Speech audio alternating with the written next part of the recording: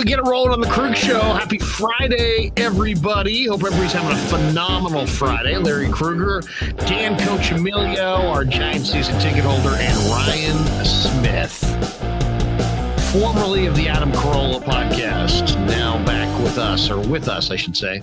Well, back with us because he was with us at KMBR once upon a time. So Ryan Smith, Dan Coach Emilio, Larry Krueger. We may get a little Kylan Mills tonight. We may get a little Cyrus tonight. We may get them stopping by. We may not. We'll have to. Well, we've invited them, but Cy, we're expecting a little late, and I know Kylan has duties that she has to fulfill as far as covering the team. So we shall see. But it is over in up the street at Chase Center. In fact, rough parking night that south of Market tonight. I'm sure 126-117. Golden State gets the win. They go up 2-0. They came back from 19 down in the first half to win it. Going away 126-117, a 9-point win, 2-0 Warriors Sunday night in Dallas, game number 3. And we're definitely going to talk about this one. And, of course, the Giant game still going on right now, headed to the bottom of the 7th up the street at Oracle Park. Darren Ruff, 2 home runs. Ruff hit one out in the 3rd, solo or 2-run shot, and then a solo shot in the 5th to tie the game. 2 bombs for Ruff, 4-4 Giants Padres. Jeff Junis started this one against Sean Manaea. We'll watch it till its completion and then talk Giants a little bit later on. But guys, good to see you guys. Happy Friday to you. What'd you think? Warriors get a 9-point win. Man, this one was looking dicey. And how about Golden State coming back with Draymond Green and Steph Curry both on the bench? Otto Porter was absolutely huge. I thought Porter hitting that 3 at the beginning of the 4th to give Golden State their first lead and then forcing a turnover, I believe, next trip down. I thought Otto Porter was the key to the game, guys. What'd you think? I feel like there's just so many keys to the game. I mean, okay, think about this. The fact that the Warriors just survived 91 points from Luka, Brunson, and Bullock. 91 points on like 58% shooting. Like that was insane. I mean, and God, good on you, Steph Curry. Because I was like, you know what? Is this going to be like the Steph game that we've been waiting for, but he's going to score 40 and we're going to lose? But no, I mean, he was the only thing keeping us in that game. Luka, there was a couple times on those step-back threes. I think we all were feeling it. The crowd was feeling it. The Warriors were feeling it. And it was like, dang, like, are they about to snatch our souls? And you know what? Steph just kept coming back. He kept firing back and, doing his thing. Get, his little Steph Curry swag, his threes, all that, getting the crowd going. And it was he kept it close just enough. And then the role guys stepped up, man. I got to say, I mean, that was one of the best wins, honestly, I can remember being a Warriors fan. I thought it was toast. It was absolutely. Coach, what do you think? Well, Dallas was bound to start hitting their threes after game 1, and they did. And I know Rye was upset at one point halftime and is like, and I didn't text back, but I thought it'll average out. And it kind of did. They started to miss finally. But my goodness, what a comeback. And, the national scene was introduced to Kevon Looney. No more Kevin Looney. Exactly. I think they know who Kevon Looney is now. 21 points, some great, rebounding, especially that one at the end. I think he got it out to got the board and then got it out to Wiggins, and Wiggins hit a key. Danny, not to interrupt you, but we got a situation going on at Oracle Park right now. Giants, Luis Gonzalez has hit a double into the left field corner with one out in the bottom of the 7th in a 4-4 ball game. So you have Luis standing on second base, but there has been an ongoing battle tonight between the fans in the left field bleachers and Padres left fielder Jerks and Profar, and somebody just threw one of those Bud Light bottles, but they're cans. It's like a can bottle. Right, I saw it. Onto the field in left field. Profar picked it up and hurled it into foul territory. They've been on him, heckling him wildly all night. He's actually acknowledged it a couple times. the left field bleacher bums, if you want to call them that, at Oracle, they'll get you. But something to watch there with Yaz up and man on second in that giant Padre game. But I'm sorry, Danny, go back to your analysis on the Warrior game. I saw that earlier tonight. I kind of wonder if the crowd isn't so fired up because of the Warrior game and the big comeback, and it's just got them juiced out there, feeling pretty good. If I was out there, I'd be like, after I saw that, what was going on. Okay, second half. Okay, third quarter. They've it's 16. I would have just gotten tanked. So I understand. I completely understand. Yeah. By the way, the people weighing in on Charles Barkley, Totes McGoats, Chuck, you suck. Mark Tom says, kudos or props to Loon Dog and JP, meaning Jordan Poole, who was huge. Ranger 44 says, Looney was unreal. Simon says, Looney, the best center in the NBA. This is maybe my favorite one, Totes McGoats. Moses Malone. Moses Malone once again. Rebel 444, Loon owning the dunker spot. Kevon Looney was huge tonight, gentlemen. He absolutely was monster. 21-12, and the Warriors came back really with Loon and Porter doing their thing. Draymond drew that fifth foul with, where was he in the game? Where were we in the game when Draymond had the fifth foul? It was somewhere, there was like over 6 minutes left in the third, wasn't there? There was like 8 or 10 in the third, 8 minutes, I think. So, I mean, they had to go to Porter, and they had to lean on Porter and Poole in the fourth quarter and Looney. And, man, I mean, what can you say? 21-12 for Looney. Porter had 11, 7, and 4. He filled up the stat sheet. Poole had 23 and 5 assists. And when you looked at the game at halftime, Jordan Poole had struggled. I mean, Poole in the first half had 7 points, so he wound up with 23 on the night. So that was a hell of a second half from Jordan Poole. Well, one thing that's so different so far in this series versus Memphis, how many times did we get to the rack? I mean, Poole driving, Clay a couple of slams, Curry just constantly driving to the lane because there's no rim protector down there with Dallas. So if they can just keep focusing in and hitting those twos, it's going to open up the threes because Dallas is going to have to collapse more. And if we get hot, if we have a hot shooting game with threes, look out, because right now we haven't really had a great shooting 3-point game. But, we got a base hit. No, what was that? No, this is from earlier from the fifth inning. The Mavs, it's funny. Mark Tan says Mavs got to be heartbroken. Probably they played well. They did play well. I mean, think about the first game. The difference between the first game and the second game. Dallas scored 87 points in game one. They scored 72 points in the first half in this game. I mean, really an amazing thing. Golden State in game one were plus 16 on the glass. Halftime, it was Golden State, I believe, only plus 2 on the glass. Yeah. So that was a huge turnaround for Dallas. I thought Dallas, in some ways, guys, fired their best shot. They got 21 from Bullock. Brunson had a monster game. He had 20 in the first half. He had 31 for the game. Doncic had 42, 5, and 8, and they got a 10 and 8 performance out of Dorian Finney-Smith, and they still wound up losing this game. And it's Golden State inside. They were plus 32 on points in the paint. They were plus 13 on the glass. And then the bench. I mean, Golden State this is the number one reason I like Golden State in this series, is just Golden State's deeper. This is a much deeper basketball team than the Dallas Mavericks. Golden State's bench, plus 23, 36-13 advantage for Golden State's bench, led by Jordan Poole at 23 and Otto Porter, who had 11. I just think, guys, I know Dallas will be tougher in their place, and they may be able to get a win, but Golden State's now gone up 2-0. I think you guys saw the same or heard the same stat that I heard at the end. Teams up 2-0 in the conference finals are 71-6. Yeah. So is this series done? I'll throw it to either one of you.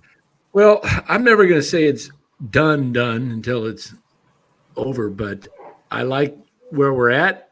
And Dallas, like you said, came out and, Game 2 after a loss is always going to come out with intensity, and it looked like they, were going to put us away, up, I think, at 21 at one point. But here's a key point, I think. They were up, and we came back, took it, and now there's only 1 day of rest in between, whereas they were down 2-0 in Phoenix. I believe they had 2 days off between the game 2 and 3 in the Phoenix series. I might want to check that out, but that's pretty significant because, they were putting it all out there in game 2, and they're going to have to really come back and, give it their all again in game 3.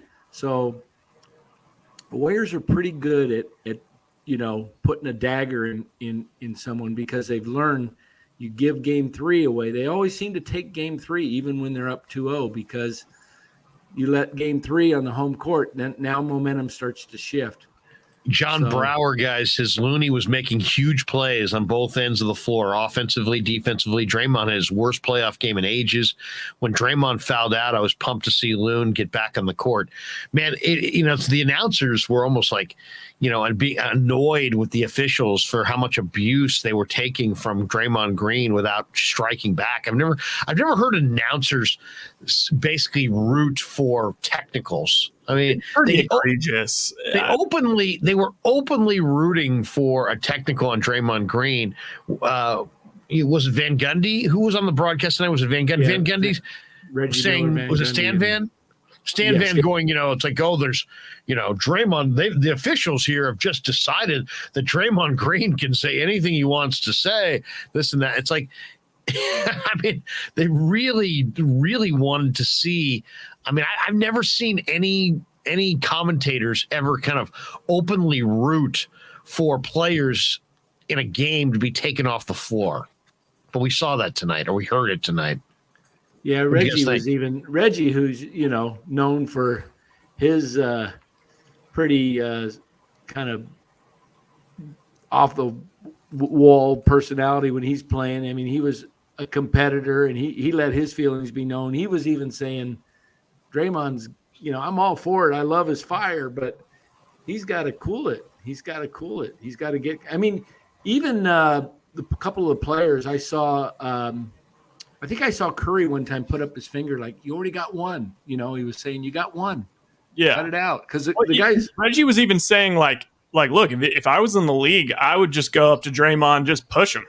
Like, yeah. I would just shove him. Like, who cares if I get a technical? Like, that's what LeBron did. Like, LeBron stepped over. He, the Mavs are a little bit too young to sort of realize that kind of thing. But, in a game like that, to be honest, I've never really seen. He basically did the Chris Paul where he starts fouling Steph at the beginning of a game and just never stops and forces a ref to either decide, like, are you going to call it? You have to either call it every time or no time. And they usually say no time. But he did that with technicals, which is shocking. I just wonder how good he could be if he just focused on his assignments, on the job, instead of every stinking call. Jackson J says, as much as Draymond's the heart of the team, he hurts the Warriors too. Tonight was a prime example. Tonight he did. He was not, I mean, he was definitely hurting the club, and he was not playing, getting back on defense. He was arguing with officials. I just can't believe they didn't toss him. I mean, if I was an official, which I used to be at that point, I would have tossed him. But You've had it. Yeah. You've had enough of Draymond. You're running. Yeah. But I would have. But I believe the league has said something to the officials to give him more leniency because of Game 5 in 2016. I don't think they want to see. Well, I'm not a fan of taking the players off the floor. I'm just not. I'm not. I realize that, you couldn't get away with talking that way to officials in the Pac-12. You couldn't get away with that in the WCAL. You couldn't get away with that in CYO. But this is none of those leagues, and I want to see the players. It's expensive entertainment. The tickets cost a ton. Right. I don't want officials taking players off the floor. I mean, mean, or if I see that, man, it better be egregious. It better be egregious. Let's talk about where this game was really won for Golden State. I thought Jason Kidd made a tactical error in this game, and I don't know. I've been waiting to get your guys' thoughts on this one. This game at halftime was 72-58. Dallas was up 14. They had a nice free-flowing offense. They were getting Steph involved in some pick and rolls. They were moving the ball. They had a nice balanced attack. If you looked at it at halftime, they had Luka had 24, but Brunson had 20. Bullock had 13. I mean, they had a nice little balanced scoring in that first half. Then they come out in the third quarter. And it was bizarre. It was like they decided that Kevon Looney we're going at Kevon Looney. And they went repeatedly at Looney, and Looney stood up. And that's where this game was lost. Dallas switched their offensive approach in that third quarter, decided they wanted to ISO against Looney and attack him, and he stood up and he played great defense. And they didn't, the Warriors got stops on that end of the floor. That's where this game turned, I thought, right then and there. And then where I really felt it turned was at the end of the third quarter. Looney gets that dunk at the buzzer to make it 85-83. And then the beginning of the fourth, Porter hits a 3 to make it, was it 80, or hits a 2 to make it 86-85 Golden State. Then he forces that turnover. To me, that was a nice little turnaround right there, end of the third, early fourth. But I blame Dallas, man. I thought Dallas almost intentionally stagnated their own offensive flow by deciding that they had a mismatch against Looney and they were going to go at it repeatedly, and it didn't work. Well, and to me, it's not even just that. It's like, it's one thing if you're going at Looney and he's going to do fine. And so you already learned that the last game. I know probably they wanted to prove a point that we can go at anybody, but the biggest thing is they stopped going at Steph. Like, how about the beginning of that third quarter? It felt a little bit suffocating. Like, they just kept putting Steph in those pick and roll actions. And it was just like, oh my God, like I'm watching the game and I'm not just like worried about, the possessions. I'm worried about, oh my God, they're going to try and get Steph in foul trouble because he had 3 in the first half. And so they were just working Steph's arse off and he was not scoring and they were just working him. He was having to put so much effort in on the defensive end. And then they started going at Looney, which just gives Steph a complete pass on the offensive end, lets him get his legs back. Same thing with Poole. Poole should never, the way they play offense is to attack the weak link. So the fact that they would go after Looney instead of Poole, what are you thinking?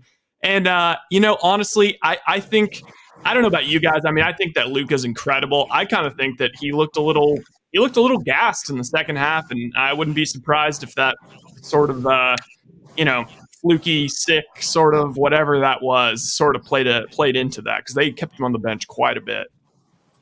A lot of trash talk from Luka in that corner, by the way. Did you see that at the end of the first half? He was running it back and forth verbally with somebody there courtside. He's a predator out there. Like, that's why you need Steph Curry to go on those runs, because Luka's the kind of guy, he's like one of 3 or 4 guys I've ever seen that can actually just demoralize a crowd, demoralize another team. And Steph is another one of those guys. And so when he's responding to the Luka and he's doing all that night shit, that's just like, hey, Luka, yeah. Hey, you're 23. I get it, bro. You're next, but you ain't right now. Did you guys see that at one point in the fourth quarter during a timeout, Joe Lacob was talking to the officials? Did you guys hear that report, or were you guys? I didn't see that. I didn't see it either, but I heard them talking about it. I think there were a couple points in this game that we should mention as well. Golden State in the second half scored 40 points in the paint in the second half. So they took it right inside. And then when they started to heat up, Golden State then started hitting the threes. They had 5 of 6 threes, I believe, to begin the fourth. So they were hitting threes, but really they were getting good shots in the lane, and they just went right on by. They also did a nice job. Spencer Dinwiddie did not have a good game for Dallas. No, he was non-existent. Yeah, I don't know that Dallas is going to win any games that Dinwiddie doesn't go double figures. I mean, they don't have enough. I mean, look at their bench. I mean, the bench scoring was 36-13 in favor of Golden State. They need Dinwiddie or Bertans or Kleber or one of these guys to give them some points off the bench, and they got nothing. They got nothing from Dinwiddie. So I thought Brunson, guys, was absolutely awesome. It was pretty clear that Brunson, the Warriors were like, okay, we'll let you take that three, and then he started knocking them down. He took 7, he made 5.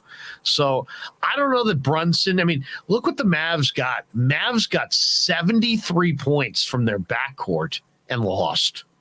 Yeah, blew a 19-point lead and lost. Yeah, so, I mean, the spin zone this is a backbreaker for Dallas. The spin zone for them, I'm sure, is like, look, we played like shit in the second half. Dinwiddie had 3 points. Kleba has been one of our most important players, and he played like 33 minutes and had like 3 points. And there was a time in the game when Kleba was in there and he hit that 3, and he was doing okay, bothering them at the rim, but it looked like he just was. He was just not down. He was not up for this challenge today on the road. Well, a lot of people want to talk about this. The room is packed with Warrior fans who want to talk about this one. If you're just tuning in, welcome to the Krueg Show. That's Dan Coach Emilio, Ryan Smith. I'm Larry Krueger. 126, 117. While we're doing our little post game, we got one eye on the Giants game. 2 outs, top 8, 4-4 ball game. Giants Padres. Padres threatening against Tyler Rogers. 2 outs, men on the corners in the top of the 8th inning. So we'll keep you updated on that. We'll talk a little Giants on the tail end of this show.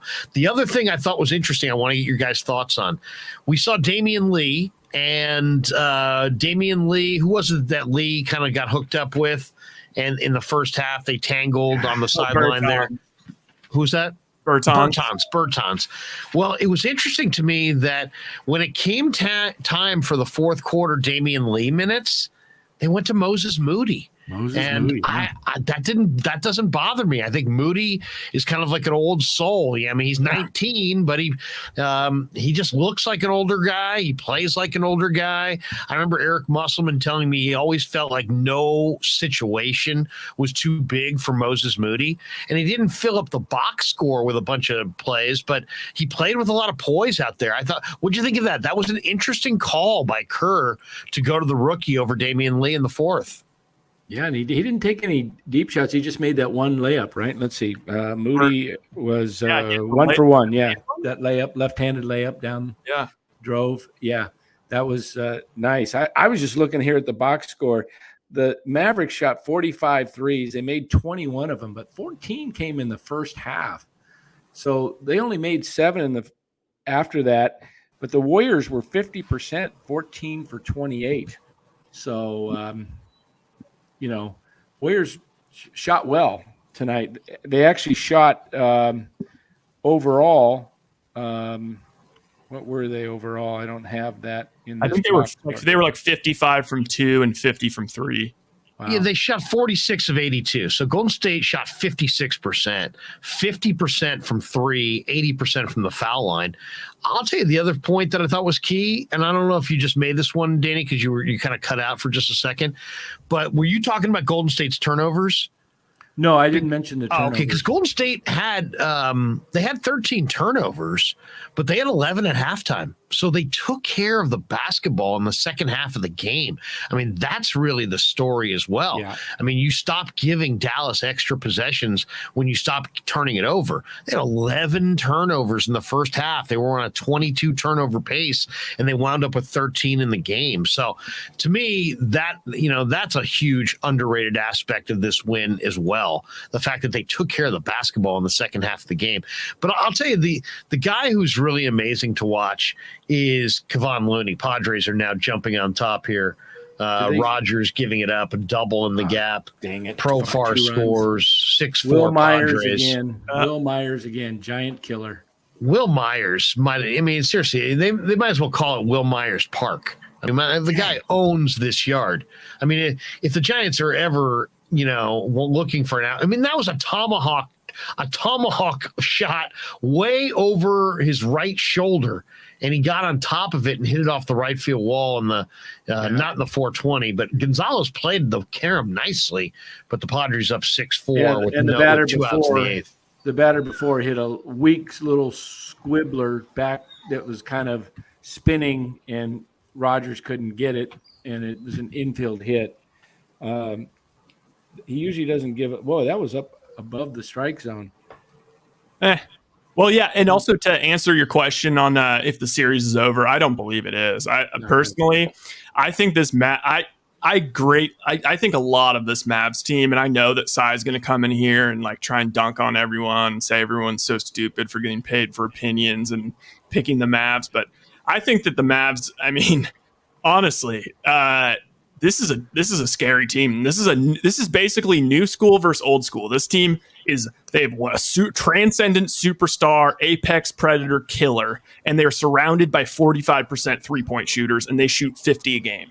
So when they get home, I don't think it's a given that the Warriors steal one these next 2 games. I really don't. I think the Warriors. Yeah, I think you're right, Ryan. I think it's a well-constructed team. I mean, think about it. I thought the trade that added Bertans, with getting rid of Porzingis, that was probably a nice move right there. I mean, Dinwiddie and Bertans have given this team a totally different feel, and I don't think Luka and the zinger ever really meshed.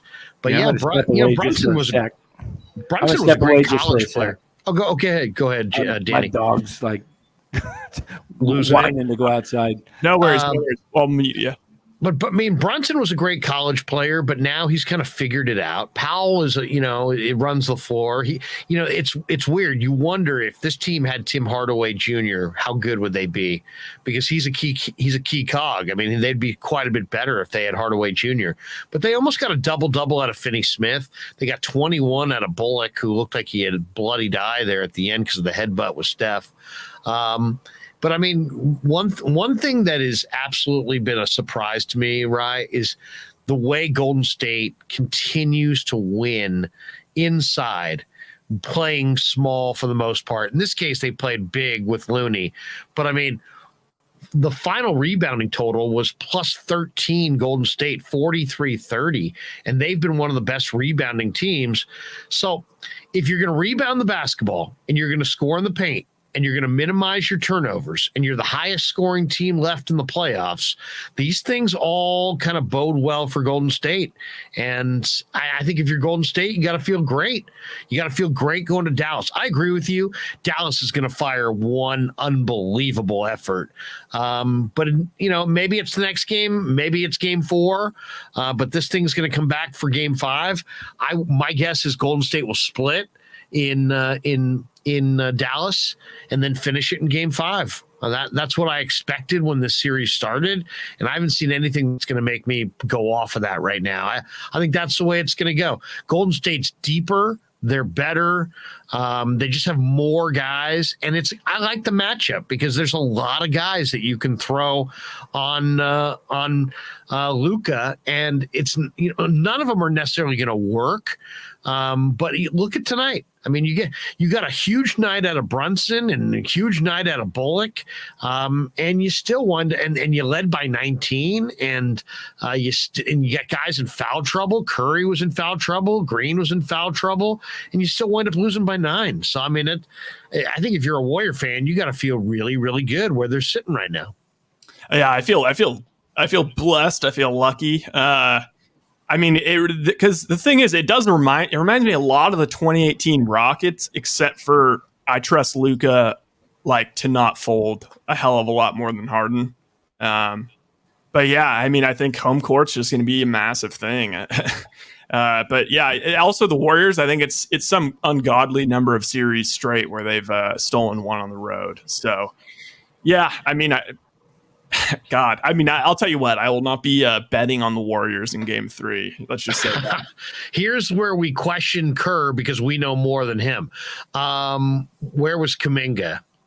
That would be my question. How come Jonathan Kuminga can't get off the bench in a game like this? I was a little surprised by that. I wanted to see, especially in the fourth quarter when you have a lead, don't you want, guys who can roll to the rim and finish? I mean, they're going to extend out on your 3-point shooters. They're going to try to take away the three. I don't know. I know he's a young player. I know they haven't really felt like comfortable settling in on one particular role for Kuminga. But I really thought once they had the lead, that Kuminga would be a great guy to throw in there to maybe get 10 points just going to the hole against the Mavericks defense that's, trying to close out the outside. I don't know. I mean, who am I to question Kerr on this one? But just kind of an odd rotation that found Kuminga getting no playing time at all. What was your guys' read on that? Oh, Dan, still muted. Sorry. Oh, am I back? Yeah. You're back. Okay.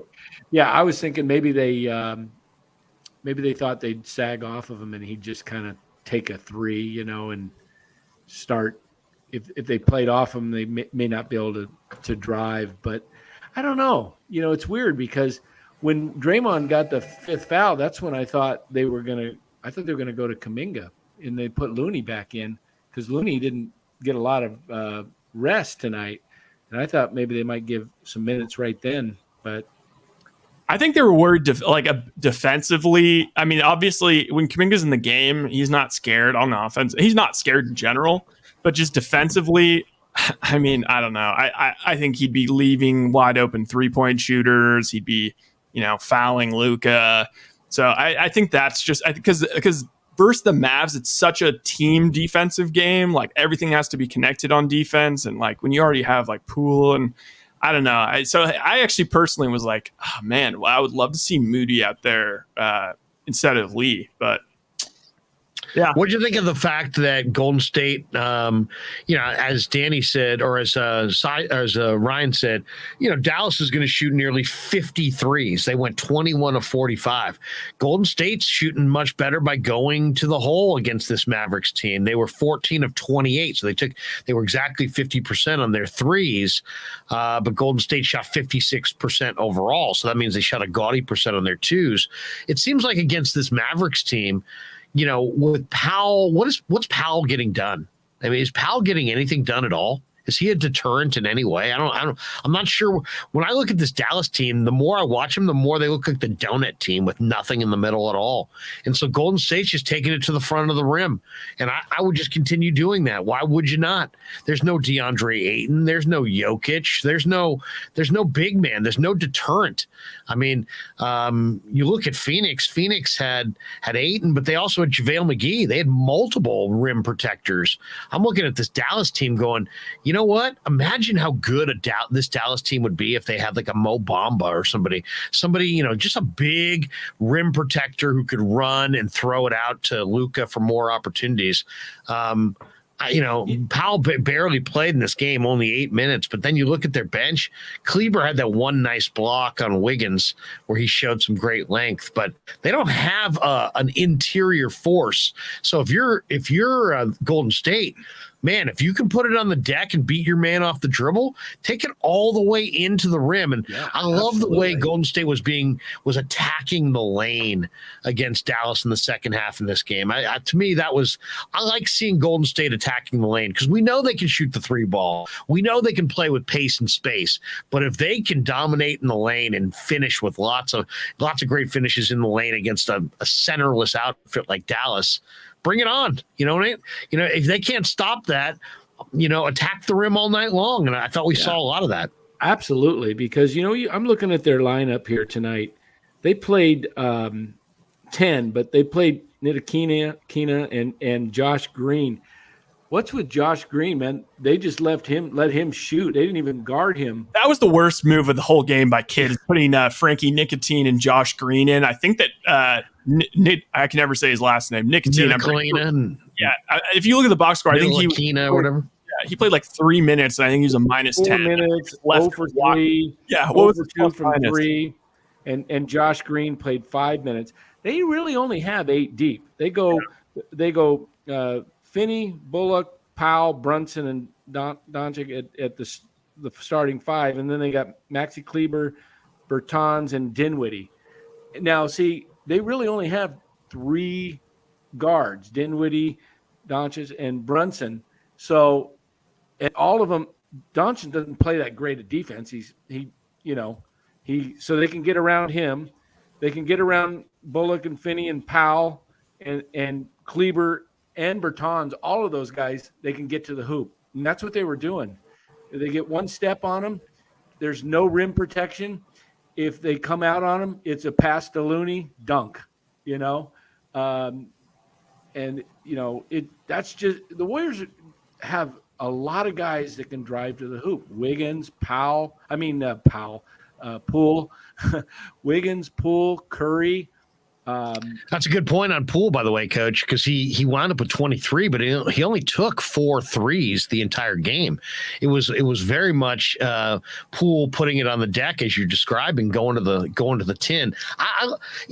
To me, the guy that I really felt like, if I had to say, you know what, MVP of the game. Now it's easy to say Kevon Looney, because Looney was 10 of 14 from the field, and I love when Looney finishes with a jam.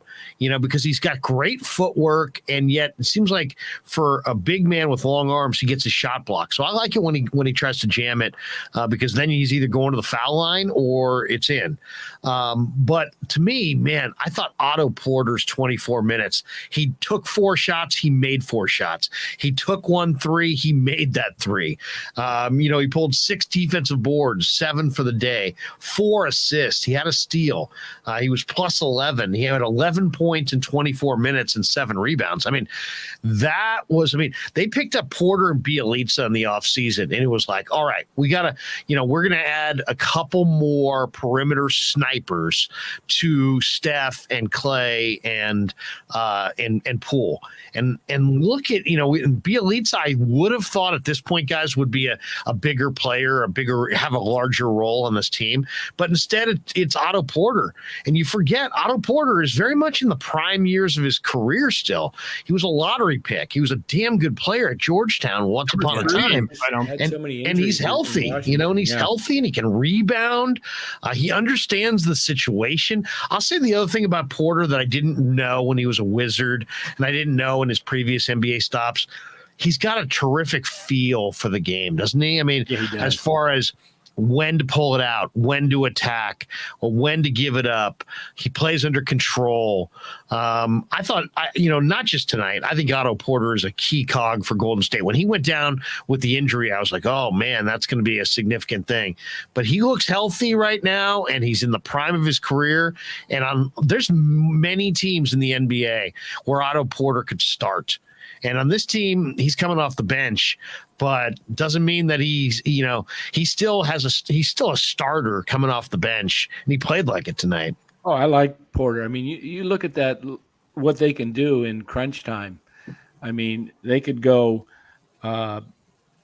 with their starting 5, or they got Porter and Poole, 2 scorers off the bench. And then when Peyton comes back, if they advance and Peyton comes back, you got 3 guys that could be in there in the final 5 minutes of a close game. Any one of those 3 or all 3, you could. They've got so much depth and guys that are, 3-and-D guys. Guys, really what about this one, Danny? It's a hell of a point, Danny. Listen to Osmi. He says it's going to be scary if James Wiseman comes back healthy and ever lives up to his full potential. Could you imagine what this team would look like if you had James Wiseman rolling to the rim and finishing with authority? With authority, as Larry Beal likes to say. That this team, if Wiseman can ever get that meniscus right and get out on the floor and get healthy and actually just play a full season with this team, as smart as this team is, as good as they are with positioning, you're looking at Kevon Looney. He's giving you the template for how to become an NBA All-Star. Just do what he does.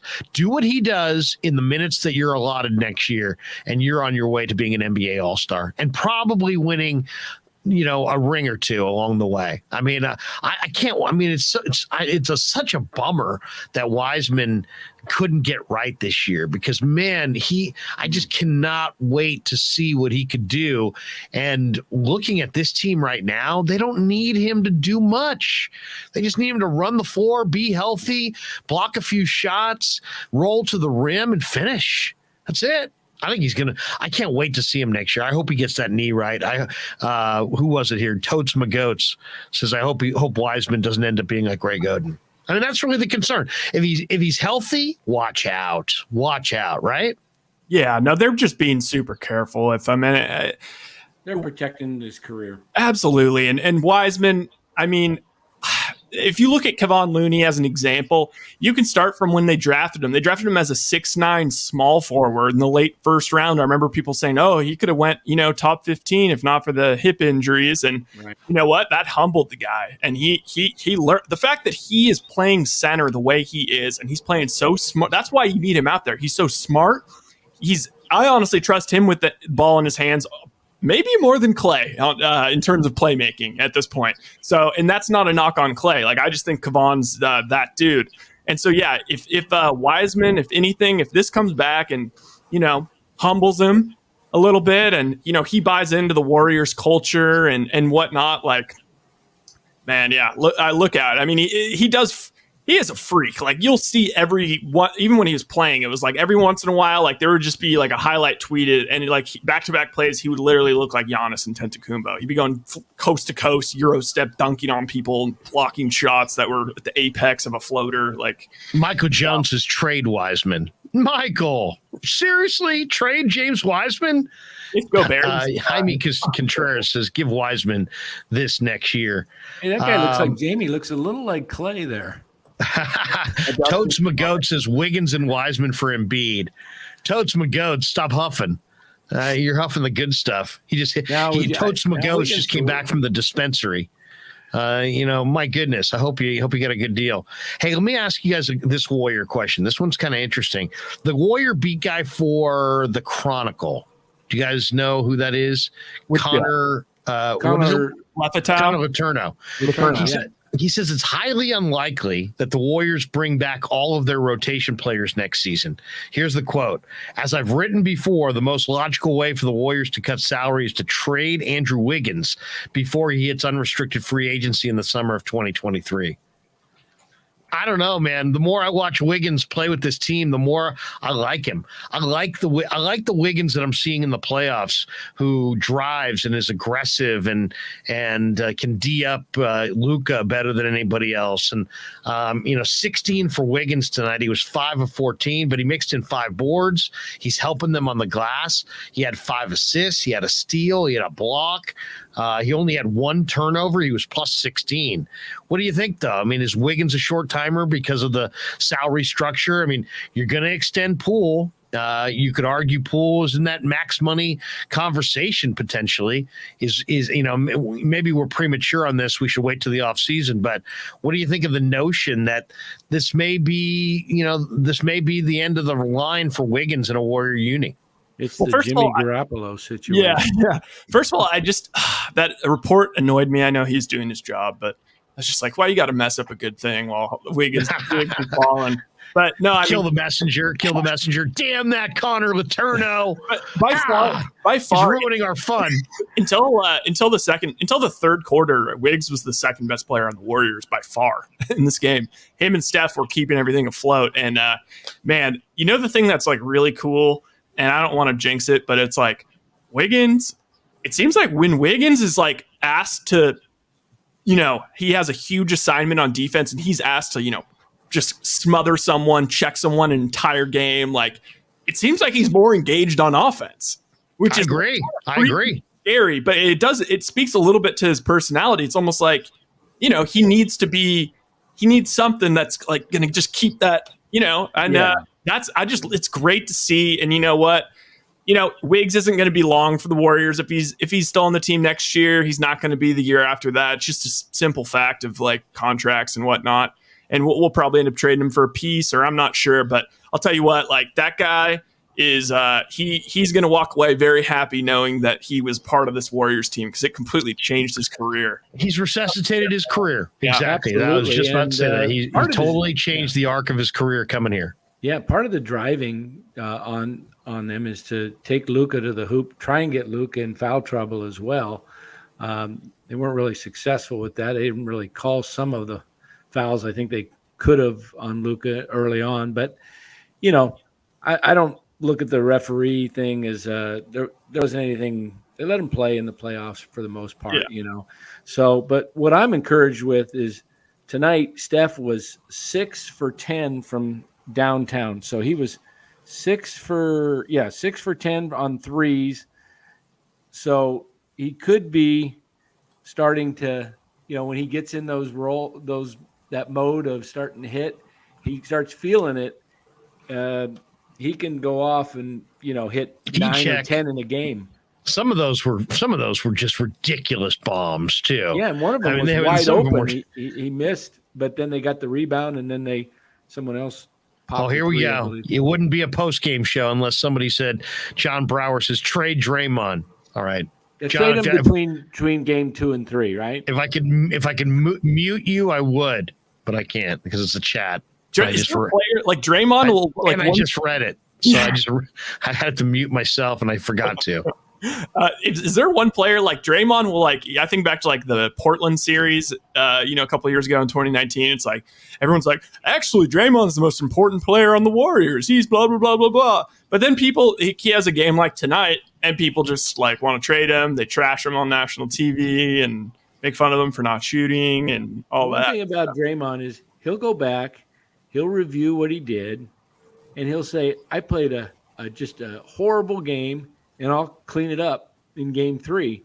And he will come out focused. I don't think you'll see him complaining with the calls. I think you're going to see him completely different. And he will, I believe, in game 3, be the leader or the catalyst to get the Warriors staying in the game and hopefully pulling it out. That's just how Draymond is. He knows he played like crap. He played bad tonight, and he lost his composure. And he's lucky he didn't get ejected, to be honest. This Grant Lyon says Warriors in 4. What do you think, guys? Any chance Golden State goes back to Dallas and takes 2 in a row and says, take that, Mavericks. We're going to take some extra time off before the finals? Only shot is it's like the same exact game script. Like Dallas comes out, home crowd's going crazy, Cubans going nuts, and they're up like 22 at half, and the Warriors somehow come back and win. Then I could see a sweep. I could see a big letdown in game 4. Other than that, I think they're going to be happy to be split. What do you think, Danny? What do you think? Golden State sweep them, or do you like Dallas to get off the deck when it goes back to Big D? Well, anything. I'm gonna straddle. Were you about to say anything could happen? I'm gonna straddle the fence here, but wait a second. I'm getting my mute ready. Anything could happen, right, Danny? I'll see that. I had to cut him right there. He was just, before he said anything could happen. I mean, I felt an anything could happen. Anything can happen. That gets you muted. Let's agree to disagree. That gets you muted. How to make shots to win. If you somehow inject race, religion, or politics, that gets you muted. I mean, there's very few things that get you muted. But all right, we'll unmute him and see what he's got, because there is only 3 of us here, so we still got to go back to Danny. Danny, go ahead. You were saying. All right, I will say that. Oh, here we go. Wait a second. If we agree to disagree, that will get you muted for sure. Yeah. Don't put it past the Warriors to pull a sweep. I picked them in 5. But game 3 is Warriors have done it before, with Cleveland, Portland. I mean, they used to – how many teams did they sweep in 2015 on their way to the title? They swept New Orleans. That's a good question. That is a good question. I'm not sure. It might have – they didn't sweep Memphis. I know they didn't sweep Memphis. And then they had Houston. I think it was Houston 4-1. I think Yeah, it was 4-1. But they are very capable of sweeping. I will put it that way. I don't think it'll happen, but I'm going to pull for it to happen because I still believe Game 3 is a critical game, because if Dallas wins it, especially if they win it kind of going away, all the momentum kind of starts to shift in a series. And you don't want to give Dallas that chance. And Golden State I believe that the veterans on this team know all that because they've been through it. I think that 3-1 thing to Cleveland was one of the best things that ever happened to this core, because they know what it feels like, and they know that anything can happen in a series. So they're not going to let up. They will not let up. I can guarantee you that. When I heard you say "I believe," I thought you were going to follow it up with the children are our future. I thought you were going down that road. Hey, let me ask you guys. Let's take a call. I bet you that somebody's a Robo fan. Now, when I say what Robo fan, I bet you somebody bought tickets to both Warriors-Mavs Game 2 and Giants-Padres, and then went to Warriors-Mavs, left the game at the end of Warriors-Mavs, and now is sitting at Oracle Park watching Giants-Padres. So why don't we open up the phone line and see if we can get somebody to call us who went to the Warrior game and then on the way home from the Warrior game went to the Giants game as well, and now are sitting in the Giants game. The only problem is I'm worried. I feel like inebriation is going to fit into this. That's all right. That's okay. Inebriation can be a good thing. No, I want people. I want the Robo fan. I want the fan who's got he had good money. Then he invested with Dan Coach Emilio. Now he's got incredible money, and he's just buying tickets to games he's not going to. And then he said, should I sell them? He said, no. You know what? Let's go. We'll hit the Warrior. We'll hit the Giant Padre game on the walk back to Market Street. The only problem is that the game's still going on. I know, that's what I'm saying. We're going to be at the park. Hey, how about while we're waiting on calls, on YouTube, though? How about while we're waiting on calls, let's review after Game 1, our predictions for Game 2. I said that it would be a close game going into the fourth quarter, and that the Warriors about halfway through the fourth quarter will start to pull away and win by 10 or 12. Okay, wait a second. I didn't predict that they would be down by 20. We had to mute him because you broke the cardinal rule. I mean, you hot dogging. Yeah, you can't go back and let's review the predictions after you predicted something right. I mean, that right there is sports talk, boo right there. I mean, you can't do that. Now, if you had made the wrong prediction, you said, let's go back and look at predictions. Then it's like, hey, look at this guy. Look at the confidence on Dan Coach Emilio. But when you're really going back to just say, I told you so, I was freaking right and you guys were freaking wrong, that gets you muted. That gets you muted. Danny, how did it feel to be muted there, to have as much money in the bank as you do and to be not allowed to even voice one word? That had to be incredibly frustrating. You're back now. You can actually talk. Okay, hey, if you want me to be humble, I said Joey Bart was going to hit a home run on Wednesday afternoon, and he played like crap, and he blew the game, and I said, don't give up on Joey Bart. Now I say, trade his butt. That's right. Hey, guys, that's right. It wouldn't be a post game unless we traded at least 2 or 3 people. ADZ's. Oh, sorry. Go ahead, Ryan. The chat's kind of saying like, oh man, like Giants talk, like now I'm dipping. I just want the chat to know Cyrus is still on the way. No, we're not quite getting to Giants talk. Size hopefully going to join us, maybe even Kylan. We're going to keep this Warrior train going. I got my believe Warrior me. hat on. I haven't flipped over to the Giants yet. Yeah, look at that. Danny brings multiple lids. Yep, I'm waiting for a comeback, but hey, and then I'm gonna tease. I don't know if we'll do it before Cy. It depends on how long it's going to take for Cy to come, but we're going to give our top 5 NBA players throughout this Warriors dynastic run. Well, you know what? I don't know that I can name too many other than LeBron, right? LeBron I would name, and I would probably think of KD in OKC. Yeah, but the Warriors got over. Warriors beat those teams. I know. I'm just saying, in the moment, how afraid of them. Here's the question. And maybe we can throw it out right now and let people throw their candidates in the chat, because I don't know that I'm going to get too many. I'm not sure that Danny's going to get too many. The question is this: during the Warrior run, who have been the Warrior killers? In this run, since Steve Kerr has been the head coach of the Warriors, and they've went to the finals 5 straight years, and they got the 3 titles, and they're trying to go for another one here. Who have been the guys who have been the Warrior killers, the guys that you hated the most? Mark immediately jumps in with hashtag LeBron retire. Yeah, I mean, to me, LeBron. You can ask this question like 19 different ways. If I close my eyes, all I see is LeBron blocking Iguodala and teabagging Draymond Green. That's what I see. Well, so that's but Rebel 444 drops the one that you got to drop as well. Kawhi and Kyrie. Kyrie hit the big shot for all LeBron's. It's LeBron's title in everybody's mind, but it was Kyrie that did the heavy lifting when the game was on the line. I would say the guy who doesn't belong in that category is J.R. Smith. He was almost like a valuable Warrior. But,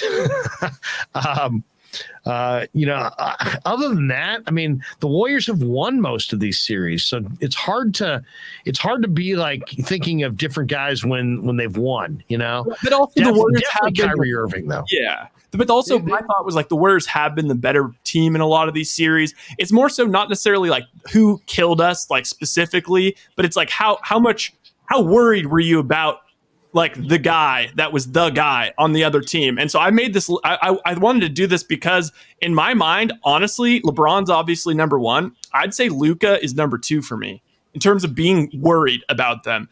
And I would say KD's 3 just because it was that one OKC season. And yeah, he did collapse, but God, he was great the first 4 games. Then I'd go Kawhi. Then I'd go Harden. Where you putting Chris Paul in there too? Chris Paul was playing well until he pulled the hammy a couple years ago. By the way, Joey Bart just swung through a pitch. He went out for 3. Danny, you still believe in Bart at the major league level, or you want to see him sent back? I'm sending him on a Bart trip from line to line. Line to line. I'm making Joey do. Send him to Daly City. Yep, Daly City all the way out to Antioch. Yeah, never worried about CP. So this is the 5 guys that were. Don't say 5 guys too many times. I get hungry. Yeah. Okay, 5 players that were the toughest for the Warriors that gave us the fits, or just that you just hated the most, right? Yeah, like hated the most. Well, LeBron's won the most. If it's going hated, I hated. It was LeBron, Tristan Thompson. How about Tristan Thompson? James Harden. It was easy to hate Tristan Thompson back then when him and Green used to go at it. Yeah, how good he was. And how about Steven Adams? Where's Steven Adams in this mix? Steven Adams he wasn't that bad. I like Steven Adams. He took actually kind of cool punches from Dre. He actually is. He actually is pretty cool. So Zach Bauman weighs in with Bart needs to go to the minors. He just struck out on 100. Basically, it was 100 down the middle. Yeah. Hey, that's everybody throws 100 these days. By the way, have you noticed that? Everybody's going throwing 100. So who did I name? I named LeBron, Harden, and Paul. Kyrie. Dossie asks if Ryan is drunk again. No, he's not drunk again. He's very sober. So he's incredibly sober. Bad segment idea, all right? And Westbrook. It was one night.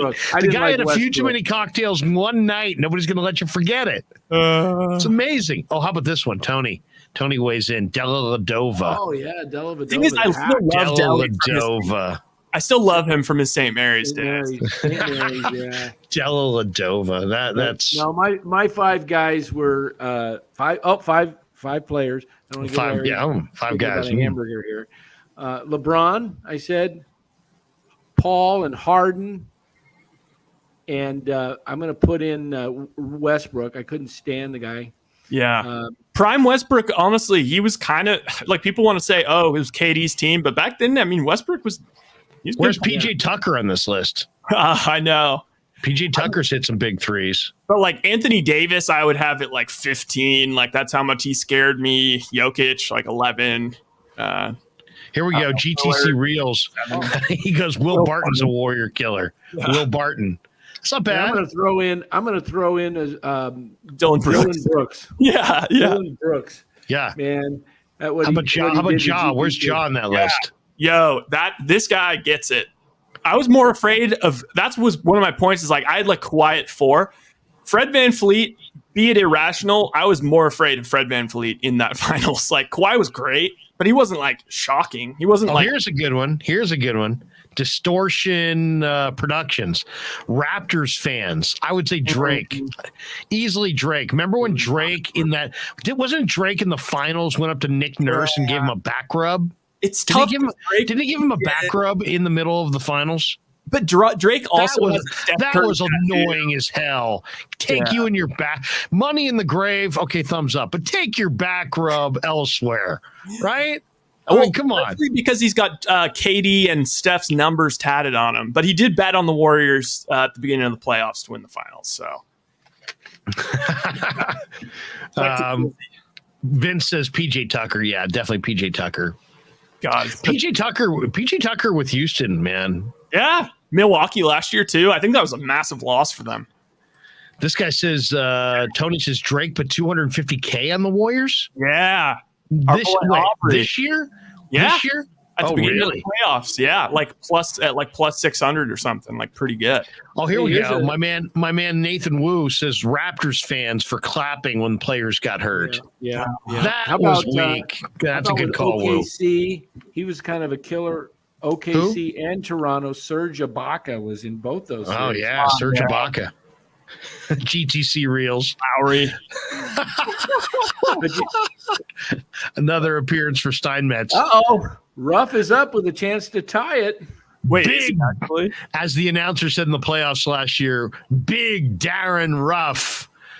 Big Darren Ruff. My 12-year-old gets a kick out of that. Sometimes when Ruff comes to the plate, I forget who it was in the playoffs who was the announcer, but he kept. I think it was Brian Anderson maybe for it was on TBS, and he's like, "Here comes Big Darren Ruff." Who do you think looks better with their shirt off, Darren Ruff or Luka Doncic? Oh wow, Luka has the tattoo. It's a little different. It's European kind of. Ruff is probably a sloppier boiler. Yeah, but Ruff probably also has more muscle. Yeah, more muscle mass. That's how I'm handicapping the upper body of Luka versus Ruff. How would you handicap it here? What's that, Danny? Will they bring Jock up if he gets on? Oh, who's it? Longoria? I'd pinch hit for Longoria against Milwaukee. Yeah. So here's the situation, folks. Giants down 6-4, bottom 9, 2 outs. Big Darren Ruff at the plate. He's the tying run. Who's on first? Yaz. He got an infield. Yaz is on first. The pitcher is Garcia. Garcia throws smoke. When was the last time Longo throws 100? Yeah. When was the last time Longo got a hit? Yes, that's a good question. By the way, GTC Reels says it could be worse. You guys could be an A's fan like me. GTC Reels, hey, look at plan those trips to Vegas, though. Think about that. Think about how many times you get to blow into Vegas just saying that you're loyal to your team. You say that to your wife or girlfriend. Hey, baby, I want to.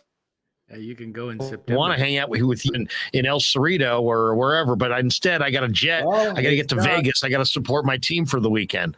Oh, you're right. He's so loyal to his team. You know what? Yeah, enjoy Vegas. Have a great time. We'll see you on Sunday night. Think about it. If you're an A's fan and you're going to go, would you rather go to that sewage, Cavill's Palace for, 5 times a year, or would you rather save up and head to Vegas for a weekend and then, go watch them in Vegas as Cavill sitting in the front row with all these hockey players toasting their new riches? Cavill's going to be Mr. Vegas. He's going to be everywhere. I love JTC Real. All four bases are he's going to be on them with the brick and the Raider pregame. He's going to be hanging with Carr, Cavs and cards. I can see Cavs just absolutely owning Vegas. I want to hear Jock. Bring in Jock. If I'm managing, I'm bringing in Jock. It's not bags loaded. It's first and second, right? Yeah, first and second. First and second, 2 outs. Up. I think he's going to bring in Jock. Hey, Lair. Also, Yeah. I think once this game ends, we should maybe we give a little love to the sponsees.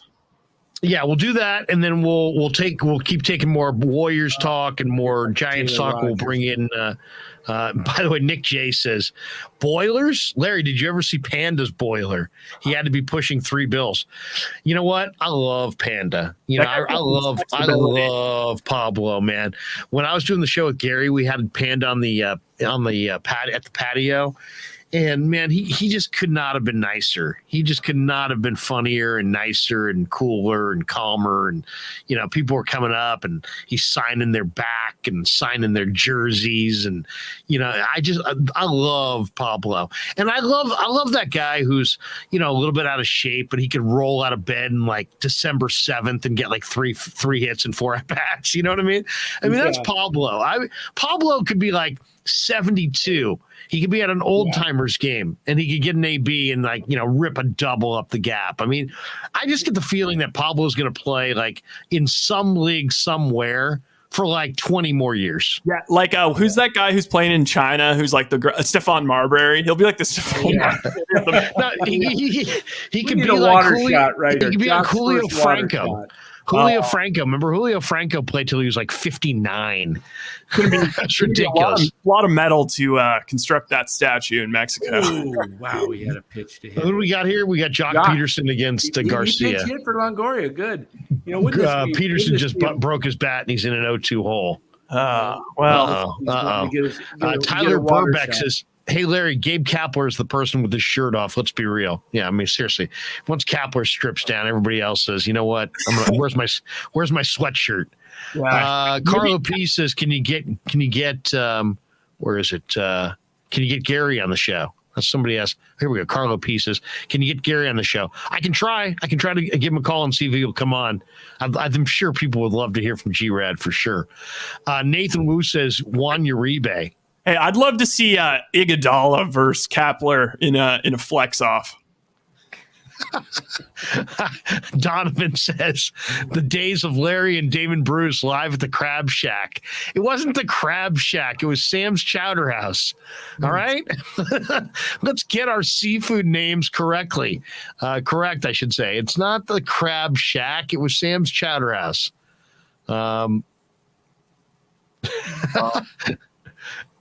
Nick J, Gary, get him on, Larry. Hi, I'm Ed Jew. Okay, great. This one from Puddy Fatty. He says, or Pud Fatty. He says, Pablo's brother Mike is a nice dude. I used to joke around with Gary about how Pablo's agent, Gustavo, I forget Gustavo's last name, but I said we were in lockstep. We were in lockstep because we agreed on a couple things. I'm like, yeah. Me and Gustavo are in lockstep. Jackson J says, "Can Cy get his buddy Rick Barry on the postgame show?" Well, we're going to find out. Tyler Burbank says Crab Shack. No, it wasn't the Crab Shack. It was Sam's Chowder House. All right. Have you, Danny, ever been to Sam's Chowder House? I have not. No. What? Haven't either. You've never been to Chowder House? Oh my God. We got to go road trip to the Chowder House. Place is awesome. Marcus Bay. That's great. First take. What's that? The Iguodala question. Hey, to the universe on the line, where you got taking the last shot. I want Iguodala. Who's that? What's his name? JCC 853. Gary's at the In-N-Out in Healdsburg. Oh, that cracks me up. Well, guys, overall, I would say, you know, if somehow Jock Peterson could park one into the Cove right here, this might be the greatest post game in the history of the Krueg show. GTC Reels. We need Larry and Ryan at the Hooters. Dan, both hands on the table. Oh, wait a second. Jock Peterson has drawn a walk. The bags are loaded. Now a single. Wilmer Flores. A single will tie the game. Drama here at Oracle Park. The crowd is fired up. Crowd's going crazy. They're on their feet. The Padres are both teams are wearing the camo hats. What do you guys think of the camo hats? Is Monday Veterans Day? Is that what it is? Or Memorial Day, but isn't Memorial it the week Day. after? It's Memorial Day, right? Is it this week or next week? You know what? last week of last My Monday in gal May. friends coming up. It's coming up, but I thought it's not Monday. I thought it was always the I last thought Monday on in May. Memorial Day, don't they play the lacrosse Final Four? Or usually I watch that on Memorial Day. Here we go. It's the 30th. Wilmer Flores, he's up 1-0 against Garcia. Bags loaded. 6-4 Padres. Predictions. Yeah. Will he have a check swing and get called for strike 3? When did that happen? I can't remember. Larry, we should all have predictions and then make sure to revisit our predictions depending on only depending if it goes our way. I'll say it's going to be a double down the left field line, 2-run score. Then we go to extras, and we have those terrible extra inning rules. That's my guess. 2-run double coming right here, right now, baby, from Wilmer Flores. Dig in deep, baby. There we go. And it falls in. And 1-run scores. And here comes the second run, and he scores. Shut up. And we have a 6-6 ball game. Are you serious?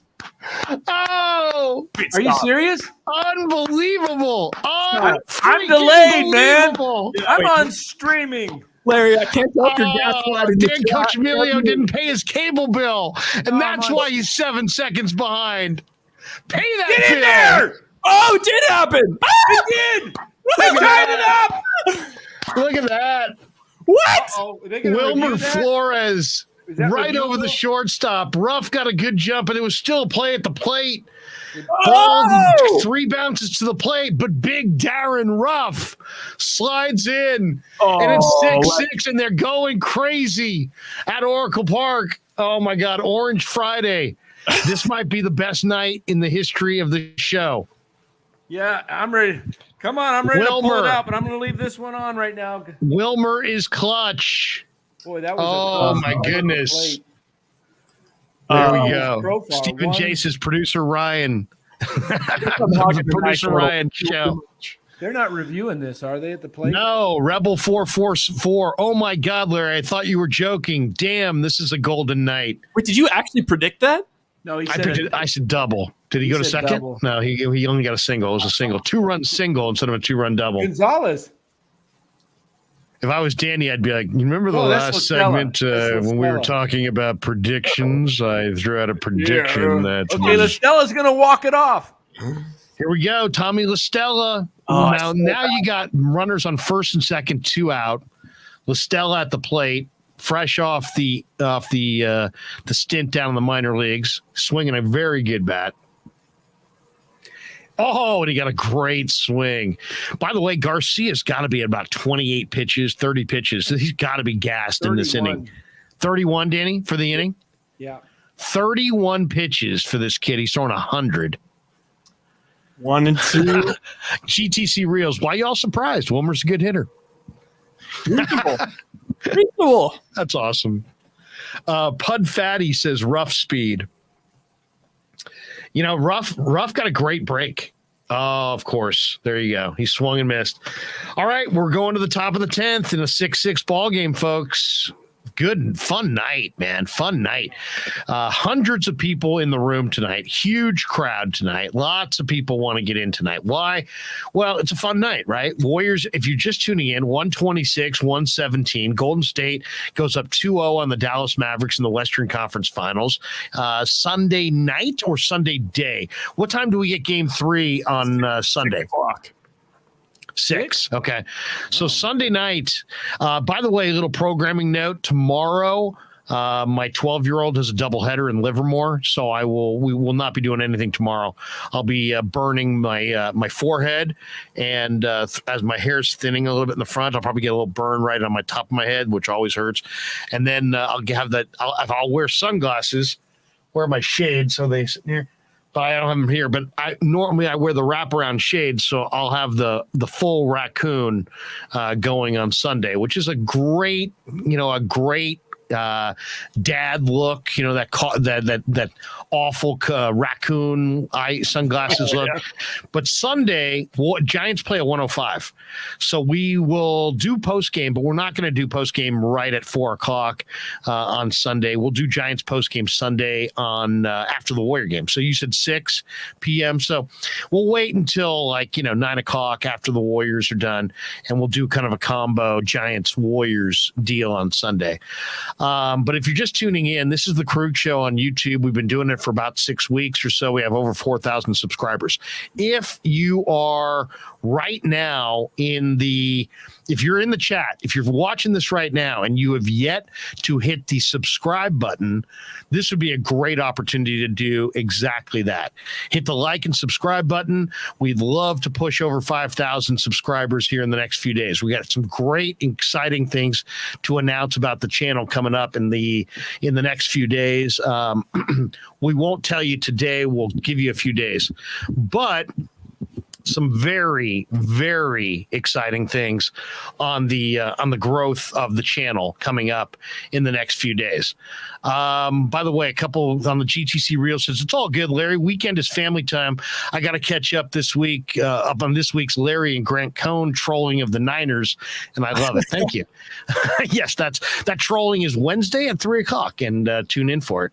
Anonymous says another gem from Kyle Harrison. All things being equal, when does he come up? Cup of coffee in September? The next spring he breaks with the team? What do you guys think? That's an interesting one. Kyle Harrison looks awesome right now. Sorry, Ryan, go ahead. I was just saying, I love Anonymous, just keeping up on the River Cats during the Warriors. That's right. We have a donation here from Todd, who's in Todd Jersey Architecture, Inc., is donating $9.99. Love this show. Thank you, Larry. Todd, let us know in the chat. Are you actually listening in New Jersey, or is that just your Todd Jersey Architecture, Inc.? Are you in Jersey, or are you a Bay Area guy? I'm just kind of wondering on that one. But thank you very much for the $9.99.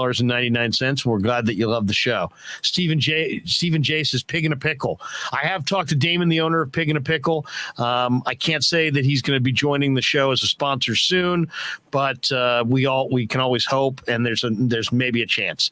What else do we got here? Real Deal Sports Talk says River Cats. I think Kyle's with the Eugene Emeralds. Yeah, he's not. We wish he was with the River Cats. My goodness, he's not. All right, ball hitting the gap by Machado, and the Padres are taking a 7-6 lead in the 10th against Camilo Doval. Still no outs. Man on second. Man, Manny Machado is just an unbelievable force right now.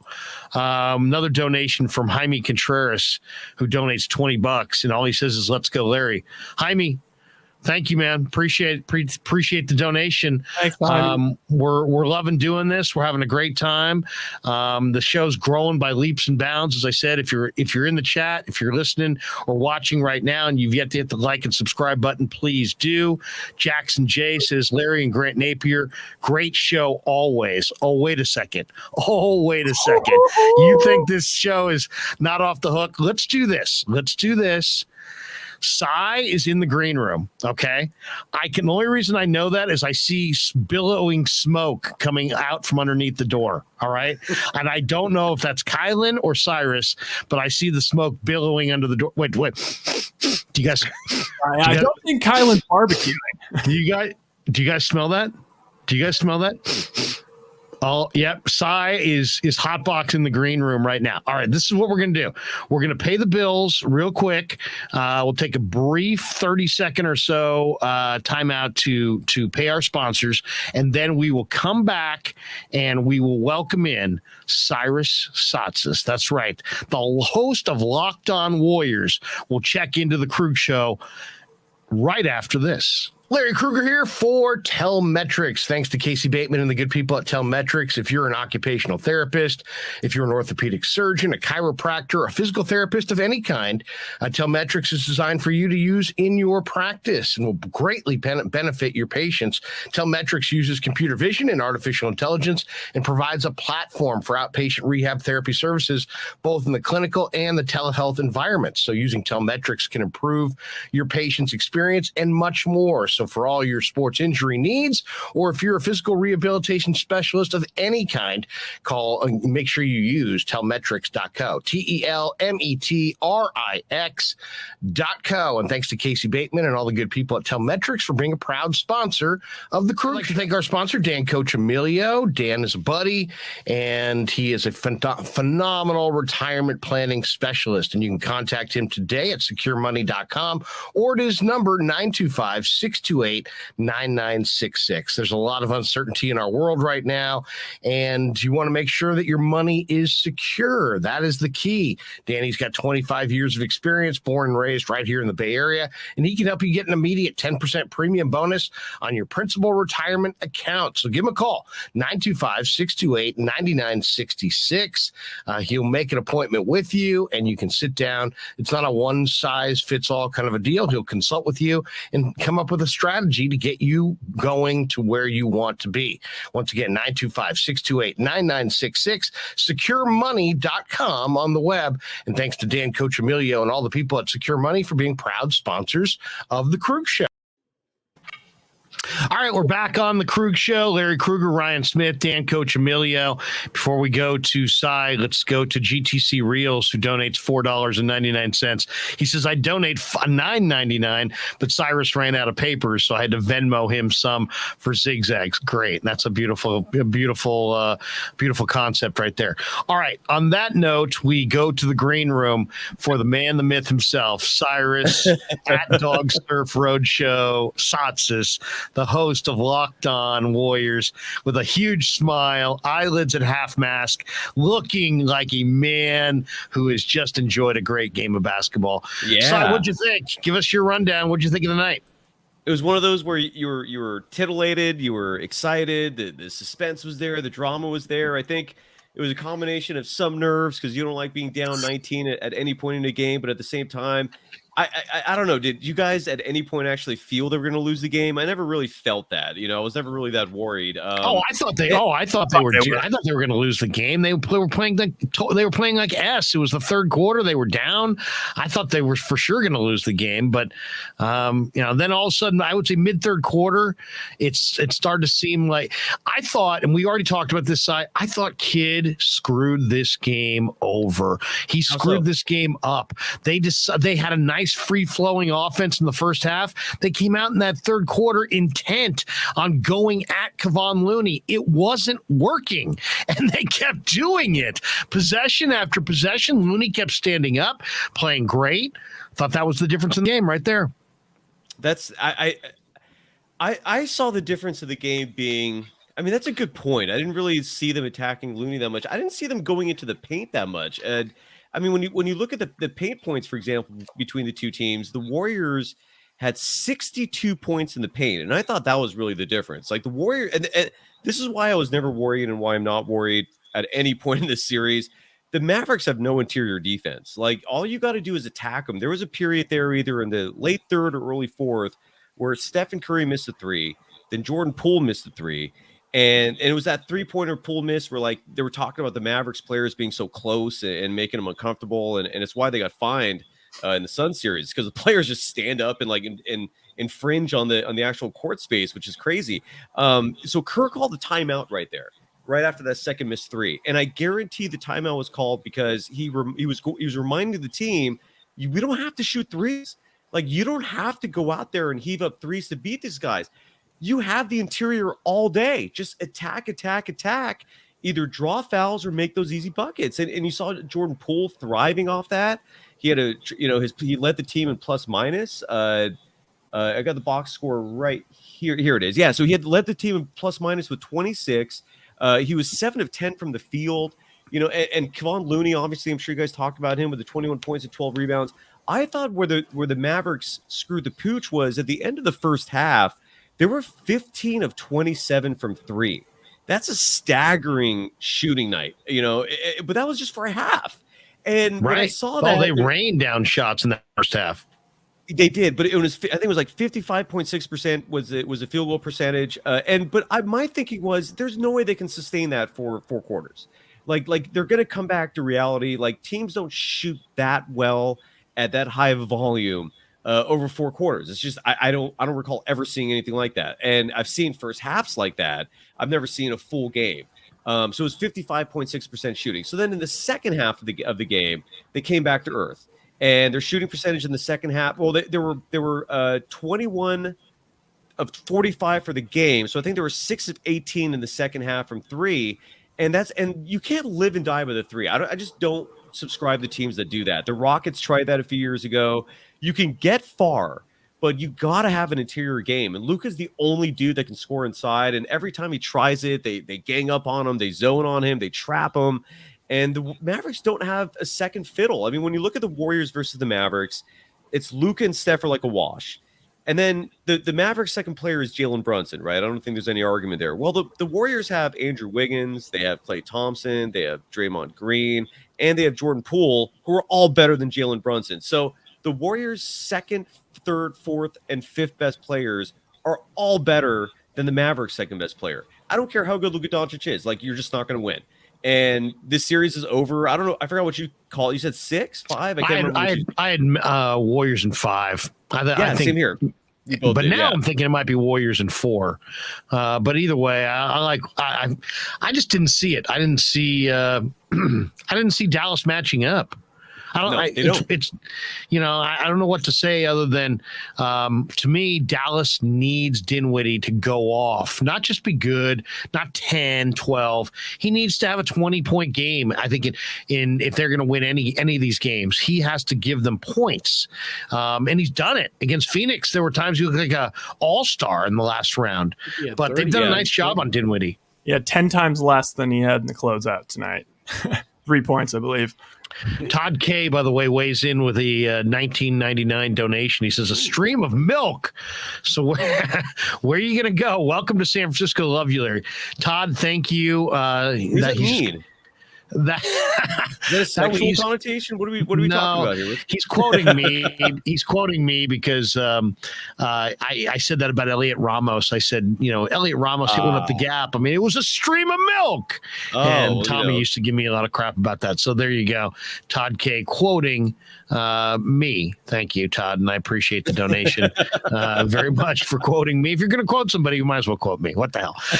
What are you going to quote? Dan Coach Emilio? Who are you going to quote here? You might quote Dan. Actually, somebody's asking a very particular question here about finances for Dan. Let's see if I can find that one. Somebody's asking about crypto. Somebody asked about crypto. Is it in there? Where is that? I can find it. I like this guy, Marcus Plenty. He's got some good takes. Oh, Donovan, my year. By the way, your commenter, Donovan, my year would be made if they ever did that. Do you have a sandwich, Larry, at Ike's? He's like a super sports talky fan. You know what I'm talking about? I've talked to Ike. Ike and I are in consultation. It's a very sore subject that Damon Bruce has his own sandwich and I do not. In fact, I didn't want to bring that up. You did bring it up, and now I'm pissed. All right, now I'm pissed. It's Friday night. My Warriors won by 8. The Giants had this miraculous comeback, and you had to bring up the fact that Damon's got a sandwich at Ike's sandwich place, and I don't have one. Jamie Sire. Shut up. No, okay. No, Jamie Sire has a sandwich there. Jamie Sire has a sandwich there too, and she hasn't worked in this area in like 6 years. So, if I was going to have, here's the sandwich that I wanted to have at Ike's. Okay, tell me if you'd eat this. It's turkey with gravy, no condiments, no lettuce, no tomatoes, no mustard, no gravy, and some cranberries in there. Drop some couple cranberries in there. So it's like a Thanksgiving sandwich. I don't hate it. Right. Maybe throw a little mashed potatoes on it. Yeah, seriously, Danny, what do you think? Sure. You like that's what I went to Ike. I said, Ike, if Larry Krueger's gonna have a sandwich, this is what I want. Ike looked at me, flipped me the bird, and I don't have a sandwich. So I'm not sure if. No, I'm just joking. Si, he didn't flip me the bird. Si's looking at me like, what? What? Ike flipped you the bird now? So no discussions, no negotiations. I don't know. I'm next to my C. Ike. He's a man of means. I've got to sit down with him and try to negotiate a little bit. Yeah, it could be like Curb Your Enthusiasm, where you get like the white fish sandwich, and then you have to try and trade with like Jackson J says that's a hot turkey sandwich after Thanksgiving. Damn straight. You know, That's a great call. absolutely. Who doesn't like the day after Thanksgiving hot turkey sandwich? I mean, That's seriously. True. I mean, we could go to that's a great episode of we Curb. could go to a carvery. This guy GTC Reels. I wonder if there's an Ahmed Fareed sandwich. Larry would be pissed. If there's a Steinmetz sandwich. It's nothing but salt. Salt on bread. It's a new day, Ryan. It's a new day. We're moving on, right? Are you talking about the guy who now cannot be right because he picked the Mavs in 5? He picked them in 6. Was it 5 or 6? I think he said 6, but anyone who picked the Mavericks. Ryan, I just emailed you a picture, a screen capture of all the morons at ESPN who picked the Mavericks to win the series. I don't know if you could share that. Absolutely. Oh yeah. Let's see all the people who picked the Mavs. Yeah. Play Nick Wright. Can we openly laugh at the people who picked the Mavericks at this point? Yes. Is it premature? No, is our laughter premature? I think it's a little. It might be a little premature. Is it bad karma? Is our laughing at them bad karma? No. You're because at this point most of them picked the Mavericks in 6. I think 4 out of the 5, which means they're expecting them to win 4 straight against the Warriors. I would bet anything on that. Is Kevin anyone really? Everyone on ESPN picked the Mavs. I think he's right. I think he's almost right. I think one person picked the Warriors. Tim Legler picked the Warriors. Did he? Legs is I shot. thought there was like 12 out of what I saw was like 12 out of 16. You can make that out. I think Toads McGoats. ESPN is a joke. GTC Reels. Ray Ratto, it was a joy to be blocked by him. What would you? What's more? Cy, would you rather be blocked or muted? Muted. Right? Because blocked you can't engage with them. At least if you're like Bill Simmons blocked me, and he's totally thin-skinned, man. I mean, what he did is just flat out wrong. Like he literally defamed Rick Barry, and then instead of just addressing it, instead of bringing Rick on his show, they've never communicated once. He blocks me, like because I was calling him out for it. He literally said in his book that Rick Barry's teammates abandoned him in the 1976 Western Conference Finals in Game 7. Because he got in a fight with one of the Suns players, and none of his teammates got his back. And so his accusation is Rick Barry decided as retribution to basically not try in the second half of that game. It's an utter BS story. Well, Rick. You work with Rick and do shows with Rick. When you brought that up to Rick, what did Rick say? I consider him a friend, and Rick's the one who brought it up with me. Because he made a comment one time because I was talking about Bill Simmons. He goes, "Oh, you listened to him?" And I was like, well, yeah, he's got a fun show. And he told me the story. And he also said not only did he lie in his book about Rick with that story, and the story was perpetrated by Hal McCoy, the play-by-play broadcaster for the Phoenix Suns, who's now like in his 80s or something. I don't know why Hal McCoy made the story up, but Bill also called Rick Barry a prick. Oh, no, a prick. By the way, the Giants are coming back in the 10th. It was 8-6 Padres. It's now 8-7 Padres with the tie run at first base and Joey batting champion Bart coming to the plate. If Joey Bart parks one, I'm gonna lose it. If he hits one into the bleachers, I'm gonna lose it. I'm absolutely gonna lose it. Everybody's on their feet. Everybody's on their feet at the ballpark. Come on, Joey. Alex Breitler says a series never starts until someone loses at home. We're going to peruse the list of people picking the Mavericks and laugh at them momentarily. Did you see what Nick Wright said after Game 1? Don't listen to him. He's an idiot. He's an idiot. Seriously, Nick Wright. He's an idiot when it comes to basketball. He's the Mavs in 5. What does he know? He doesn't know football. I don't know. Maybe he does. I don't know enough. I don't watch him ever. I just see his clips, and he hates the Warriors so much that it's blatant, and he's a moron. Rebel 444. Nick Wright is the worst. There we go. So look at this list. Steph's like legacy had the most on the line, like, and he had the most pressure, but then went and picked the Mavs in 5. Let's go, Joey Bart. But look at this chart. No. Joey Bart just had an incredible cut. Fouled it off to the right side. It's a 1-2 count for Joey Bart with one out. Cy, I'm with you. I mean, I actually think that the Mavs, Cy, just to push back a little, I think the Warriors will win in 6 or 5. I think the Mavs will get 2 games. I think Luke is that legit. Do you think the Warriors will win in Dallas in Game 6? Oh, Joey Bartcade. Joey Bartcade. So now it's 8-7. Giants down to their final out. Okay. Wow. At least he didn't hit into it. That's tough. Who's coming up here? Who's on this list? It's Luis Gonzalez. It's Dan Coach Emilio's Luis Gonzalez. Oh my god! I love how you guys care so much about a game that is really not relevant at all. You guys are so into it. It's amazing. I'm not as into this game, the Giants game, as I was the Warrior game. We all could have bet our homes on this game. You know, you have no idea what's riding. You know, I mean, this could be life and death. I could lose everything right here. I'm with you on that. Yeah. Luis Gonzalez up. I'm treating it like it's Game 7 of the World Series. Have you ever lost a bet while being on the air? No. Have you? Yeah, I lost here we go. Ground ball shortstop. Ball's in the dirt. I got him. Damn it. Correct. Back to the Warriors. So 8-7. 8-7. GTC Real says Cyrus Larry's trolling you. I'm not trolling him. Oh yeah, of course. He always does. I know. I'm not trolling him. I'm not trolling him. All right. Let's get enough with the Giants. They lost. No, the Giants back at it tomorrow. We'll do a little Giants post game on Sunday. Giants combo Warrior post. But you just moved it. Can we see one more time the list of who picked against Golden State? I'm right, here we go. Yeah. Here's people who should know. Tim Bontemps. Tim Bontemps has been doing Warrior stuff on the game for years, right? I kind of respect him. He's until got now. Mavericks and 6. Israel Gutierrez, Mavericks and 6. Zach Lowe, the Zach Lowe podcast. He's supposedly really, really sharp guy. Yeah, he riffed on this 7. one. And Bill Simmons. Him and Simmons are buddies. They both picked the.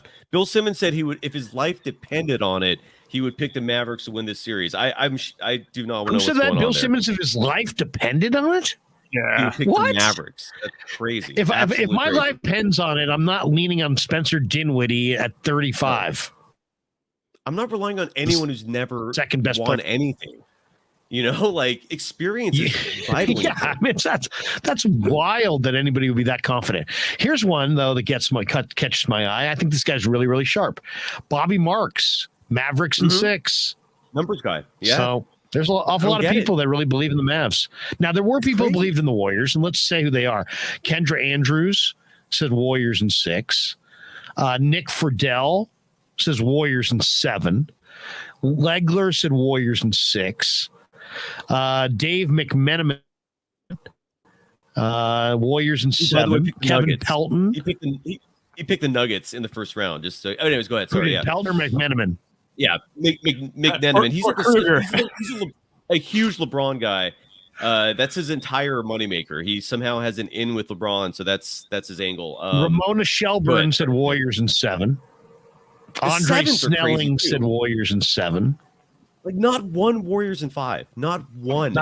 And Cy, like I mean, you got to admit, like, there was a I don't have to admit anything. What are you going to say, Ryan? I'm just saying, like there was a good chance they lost tonight's game after getting down to 19. Says you. I don't agree with that at all. I don't think there was. I mean, the Warriors fight. Yeah, you should get a betting account, and you should have thrown your mortgage on them at plus 700 because that. How do you know I don't bet a lot on this stuff and do wild and you're talking to the voice of Locked On Warriors. How do you know I'm not doing that? I don't forget who we're talking to here. I absolutely do fine. The Warriors in 2017. We're playing the Spurs in the Western Conference Finals in Game 1, and I think they were down like 28 in that game. That was the game where Kawhi Leonard got injured.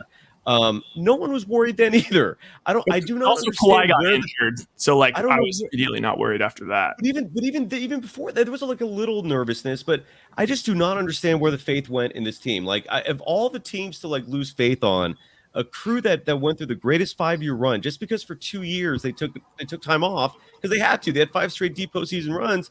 That does not. I've never seen anyone else fall off like that when they've had this level of success. And I don't understand it, Ryan. I don't understand why you keep doubting them. I don't understand why. And it's not even that I'm doubting them. Like, I picked from the beginning. I've said Warriors Celtics finals, but I'm just pushing back on the like, oh my God, it's over. This team can't even hang with us. Why are they even in the same building as us? We're up down 19 with 6 minutes left in the third. I'm not saying any of that. That's your hyperbole. That's not No, mine. I'm saying I think Mavs in 6 is reasonable, and people are saying that I'm a doubter. Well, I mean, sorry, saying, Warriors in 6. Well, the fact that you're still saying Mavericks in 6 is kind of crazy. I mean, Warriors in 6. Warriors in 6. Or Warriors in 6, yeah. But I think that's crazy. Like, what are you basing that on? Like, what have you seen that convinces you Dallas has any shot in this series? They had a 19-point lead tonight on the road. Yeah, based on Luka, based on 15 of 27 shooting from 3. That's not normal. That's not that crazy. Like, they put up 50 a game and they're shooting 40% in the playoffs. So like, that's not that insane.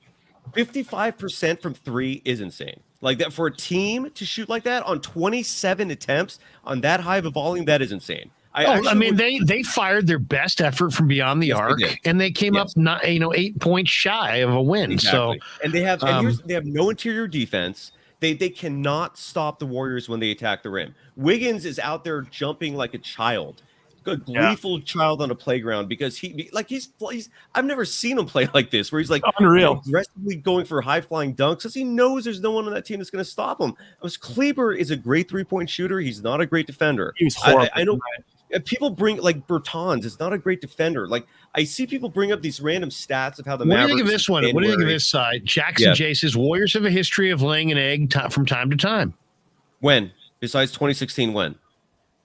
I mean, the Clippers series when they went to 6, got pushed to 6 with a bunch of role players, and they had KD. That's not laying an egg, though. They won. I mean, I know you're saying. I'm just saying, like, they not a lay an egg in a series, but lay an egg in a game from time. Oh, the game, yeah, but this one's here and there. Yeah. Jamie Contreras says the national narrative is Luka has arrived. Everybody needs to go run and hide.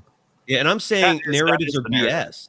I'm saying narratives are BS. Narratives are not objectivity, man. This is not empirical fact. And narratives are stories that people make up. It's ridiculous, and like, I don't understand why this story of Luka is just on fire. It's just I don't get it, man. I don't understand where the respect is for a Warriors team that has done what they've done. And at this point, I will act this way because if people are going to hate on the Warriors this much, I will happily make my proclamations. I'm not also saying the Warriors are just easily going to win it. I think if it is the Celtics, it's going to be tough. Like, the more I see the Celtics, the more they are like the Grizzlies in a lot of ways with their length, but they also don't have what they don't have the Grizzlies had is a shot blocker. So the Warriors are going to learn that. He's 6'8", but he's 6'8". I mean, he's not ban the person says everybody's gangsters until Draymond hits a 3. Exactly. Draymond took back since the Nuggets series. He took back-to-back 3s in the second half tonight. Yeah, his first made postseason 3 since the Nuggets series, though. That was and when he makes it, they win. I mean, it's some crazy stat. I forgot what it is, but what's Dallas's record at home, guys? On the regular season or postseason? Well, regular season. What was it? I'll look that up. Let's see if we can find that. Eric Lim says Dallas is good at home. Up to the Warriors to take one on the road. I think they split in Dallas. I think Dallas. Here's the thing. It's going to be somebody had it earlier, the gentleman's sweep. The gentleman's sweep is you go up 3-0 and then you basically you hand them the game 5 so their season ticket holders don't all jump off the ledge, and then you win it in front of your home fans and get another payday for your owner. What do you think? Warriors in 5 back here in the city. I was a little iffy calling that at the beginning of the series. I'm like 99% certain now. This Warriors team is just too good. By the way, the Mavericks lost the first game of the playoffs at home to Utah. No Luka, though. No Luka, that is true. And then that's it. Yeah, so one home loss to Warriors, no losses at home in the postseason. Nick J says, let's say the Dubs take this. Who's your ideal matchup, Heat or Celtics? Why don't we take down this graphic, by the way? I think we've made our point that all these people pick the Mavericks. It's been up like 20 minutes. It's like 25 minutes of Nick Friedell's pick on the Mavericks, like anybody gives a crap. But it's always good to point fingers and laugh. It is. It actually does feel good. It even feels good. It does a little bit, yeah. Those people are so stupid. You're so dumb. You're so dumb. You are so dumb. You don't know what you're talking about. We know more than you. Like that. It does feel good. Just try it. Seriously, everybody should try it one time. Just point at the screen and laugh. I mean, it makes you feel. All right, that was a little weird. What do you guys think? Heat or Celtics? If Golden State is lucky enough to finish this out, Heat or Celtics next round? Who do you want? I want the Heat. So go ahead. Like the Heat, I think the Warriors match up better with the Heat because of Boston's length and defense. They're really a solid defensive team, and I think the Warriors would have a plan for Butler, and you stop Butler, I think you stop the rest of the team. What do you guys think? I'll tell you, Boston scares the hell out of me. They really do. I mean, to me, Boston is really scary. I was watching their game the other night, and I thought to myself, wow, look at this Celtics team. They can swing it on the perimeter. And, you look at that team. First of all, Horford can operate down on the block. He's a big guy with some crafty footwork, and he's a veteran. Then you got Tatum, who can shoot the three. They got Smart, who can, shoot. He'll take threes. I don't know if he's a great three-point shooter, but Jaylen Brown can make that shot. Grant Williams can make that shot. The kid out of Colorado, Neesmith, can make that shot. Pritchard is kind of gutsy. Stauskas, we know, is a sharp shooter. They got a bunch of guys that and Brown is a star, I think, and Tatum's a star. So they got a couple stars. They got a couple really good role players, but then they got some guys who, Grant Williams was a star at Tennessee, and if you leave him open from the perimeter, he only took 2 threes the other night, but he made them both. So I watch Boston. One thing I think about Boston that I think is an effective way to beat Golden State, it kind of reminds me a little bit of Toronto from a few years ago, is when they do spread the floor, they keep the floor spread. And then it puts a lot of pressure on your team against, trying to defend all those players and all that real estate. So that's what worries me about Boston. Guys, let's wrap amongst yourselves for just 1 minute. I got to pull something off the printer. All right, let's just worry about that for another day, by the way. I mean, look, the Warriors won tonight. I do agree with some people, though. I'm not ready to say it's over just because injuries anything could happen. I'm realistic. Like, injuries could easily happen. That's always a huge concern.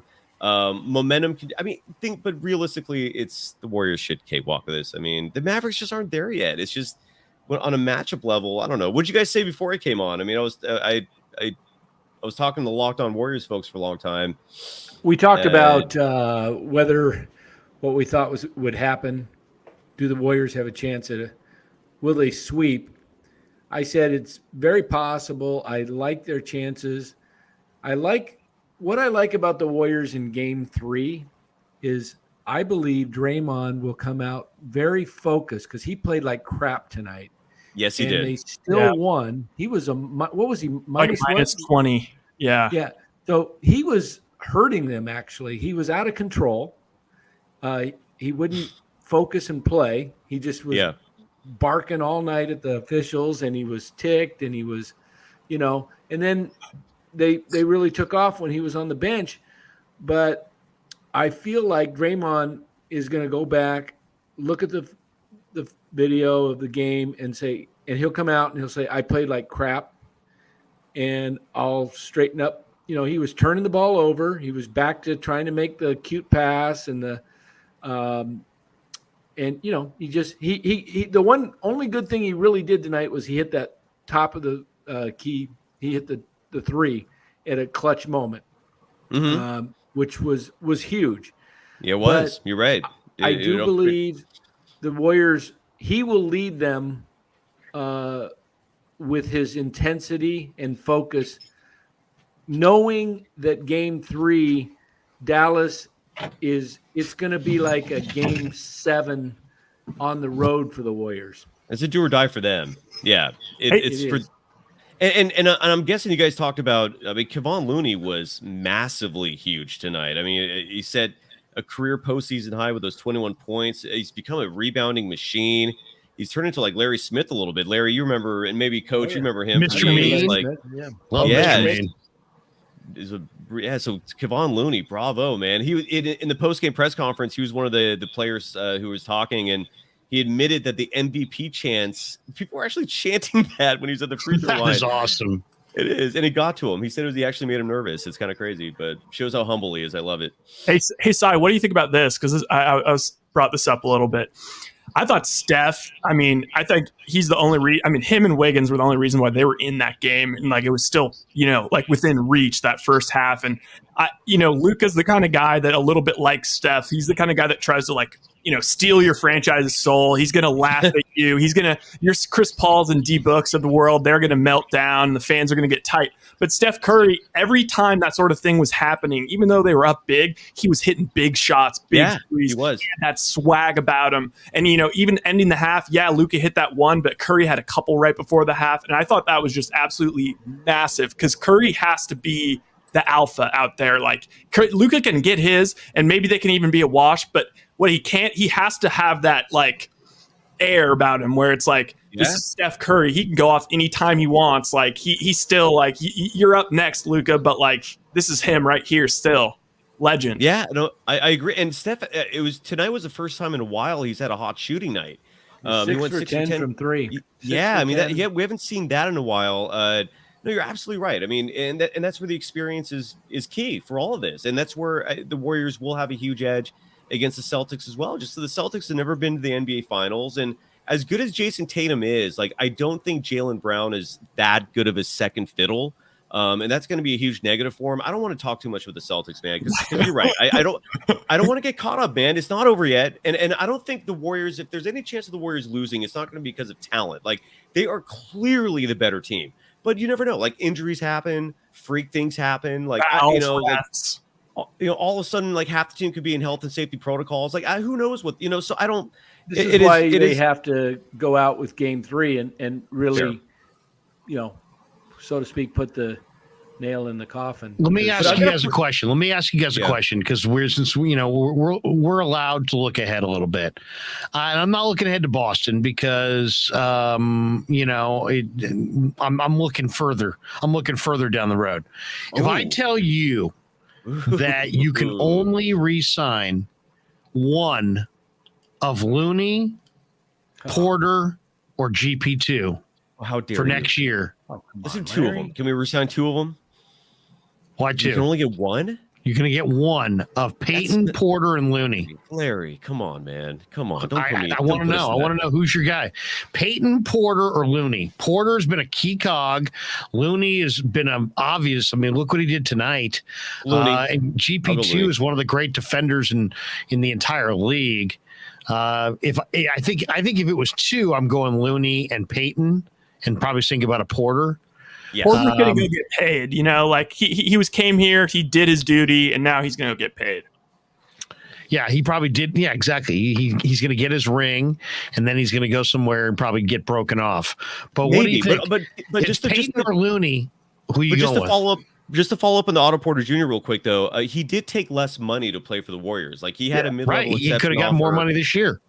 But he can make himself more in the long term by playing on this team and like playing this great role. But then we're going to get other vets that are like down. Like, now that they see that the dynasty is still rolling, they're going to be like, hey, I think I wouldn't mind having my career completely turn around. I'll go take 1 year for $5 million. The thing you got Wiseman. The thing about Looney is you got Wiseman coming. Well, I don't think you can trust Wiseman at this point. I would take Looney, but I got to say with Otto Porter Jr. Look, over GP2. Yes, I would. I'm a loyal man, and he's proven to me he's worth it. Otto Porter Jr. again, besides the fact he took less money to play for the Warriors this year, it wasn't because of a longer term investment. It was because he wanted the team that was the right fit for him. He's already gotten a near max contract in his career. Like, he's made a ton of money. So outside of getting I don't envision anyone offering him anything more than $10 million a year, and that's reportedly what the mid-level exception will be for next season. So in the perfect world, you offer Otto Porter Jr. the mid-level exception, which is, again, going to double. That's what cap experts are saying right now. It's not finalized yet. So you offer him $10 million. You offer Gary Payton II early bird rights, which will be $10 million for him a year approximately, maybe just a little less than that. So it has to be a 2 to 4 year deal. So it'd have to be minimum 2 years, like 18, 19 million, or up to 4 years, like 36. So you offer him that to keep him. And then you give Looney the number was $6 million a year for 3 years. I'm guessing that's going to go up to $8 million probably, if not more. So it's possible. It's just whether or not Lacob is willing to open the wallet. And I hope he does. Nick Jace is all three. Lacob's got plenty of cash.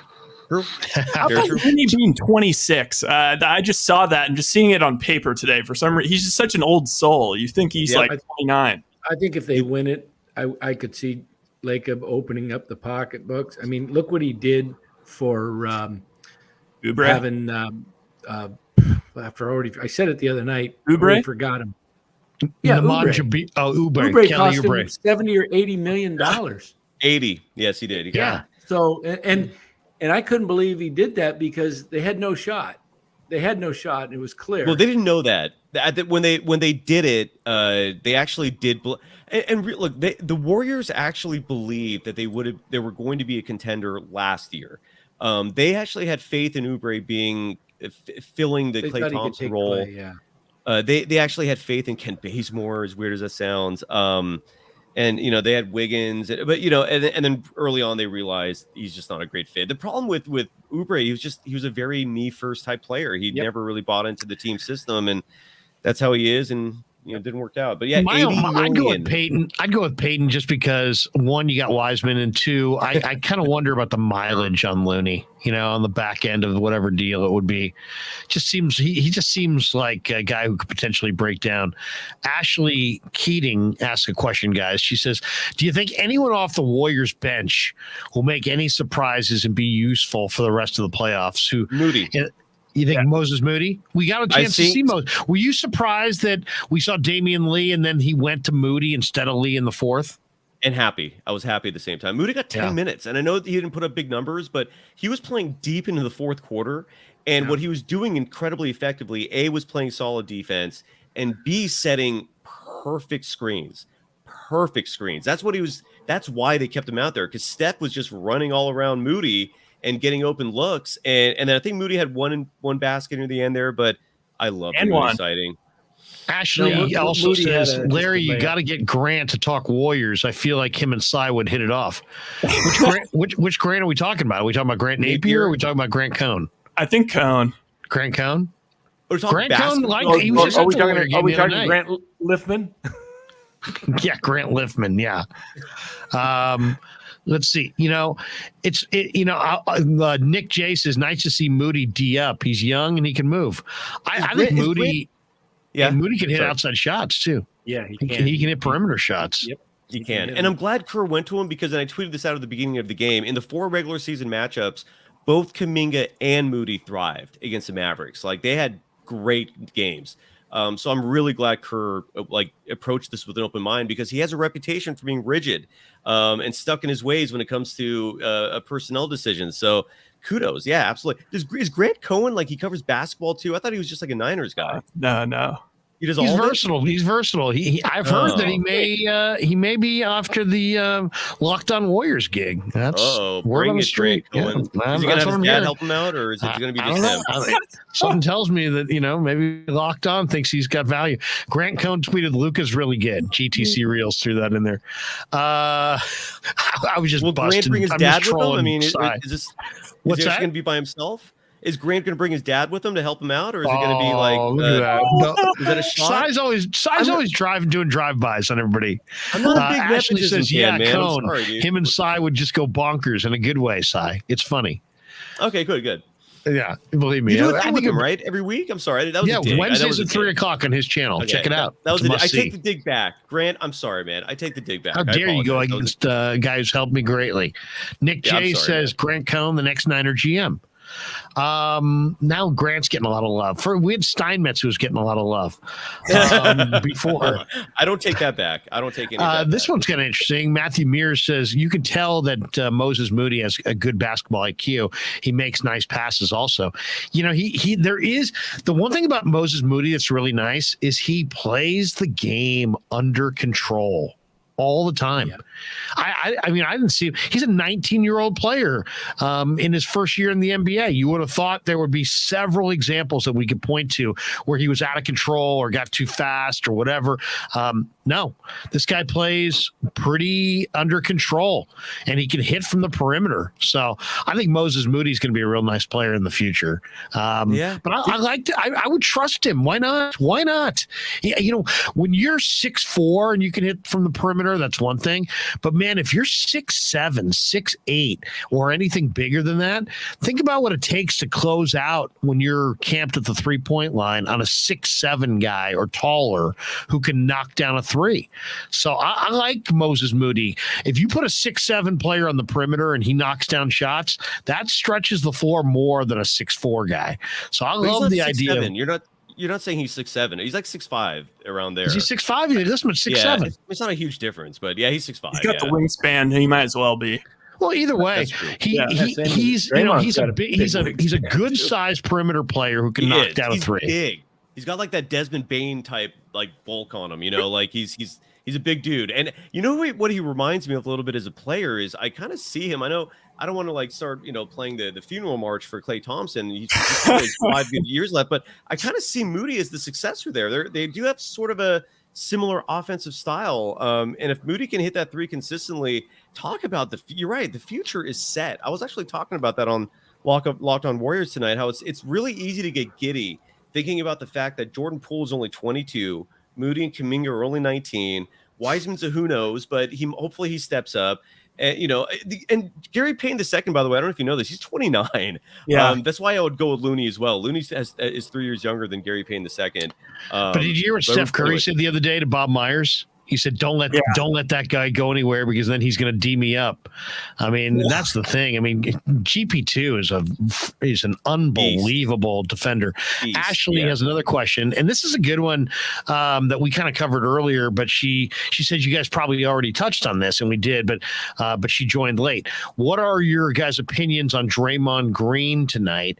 We all kind of weighed in on Green, and it wasn't a vintage Draymond performance by any stretch. It seemed like he could say anything he wanted without getting tossed, but man, he just it wasn't one of his better performances.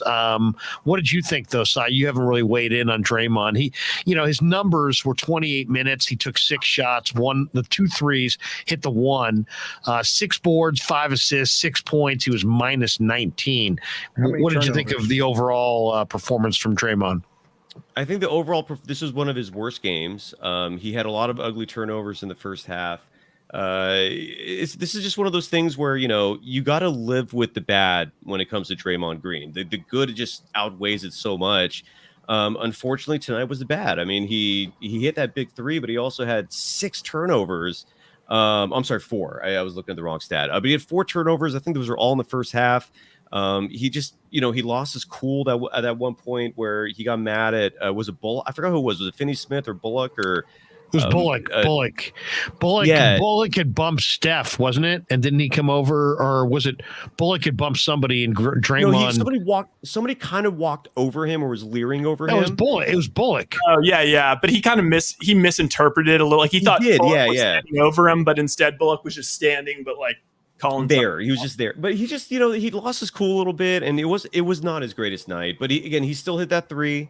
They won. I'll live with it. And I think whoever said he's going to come back next game with a huge game, I agree. I think he's going to come back.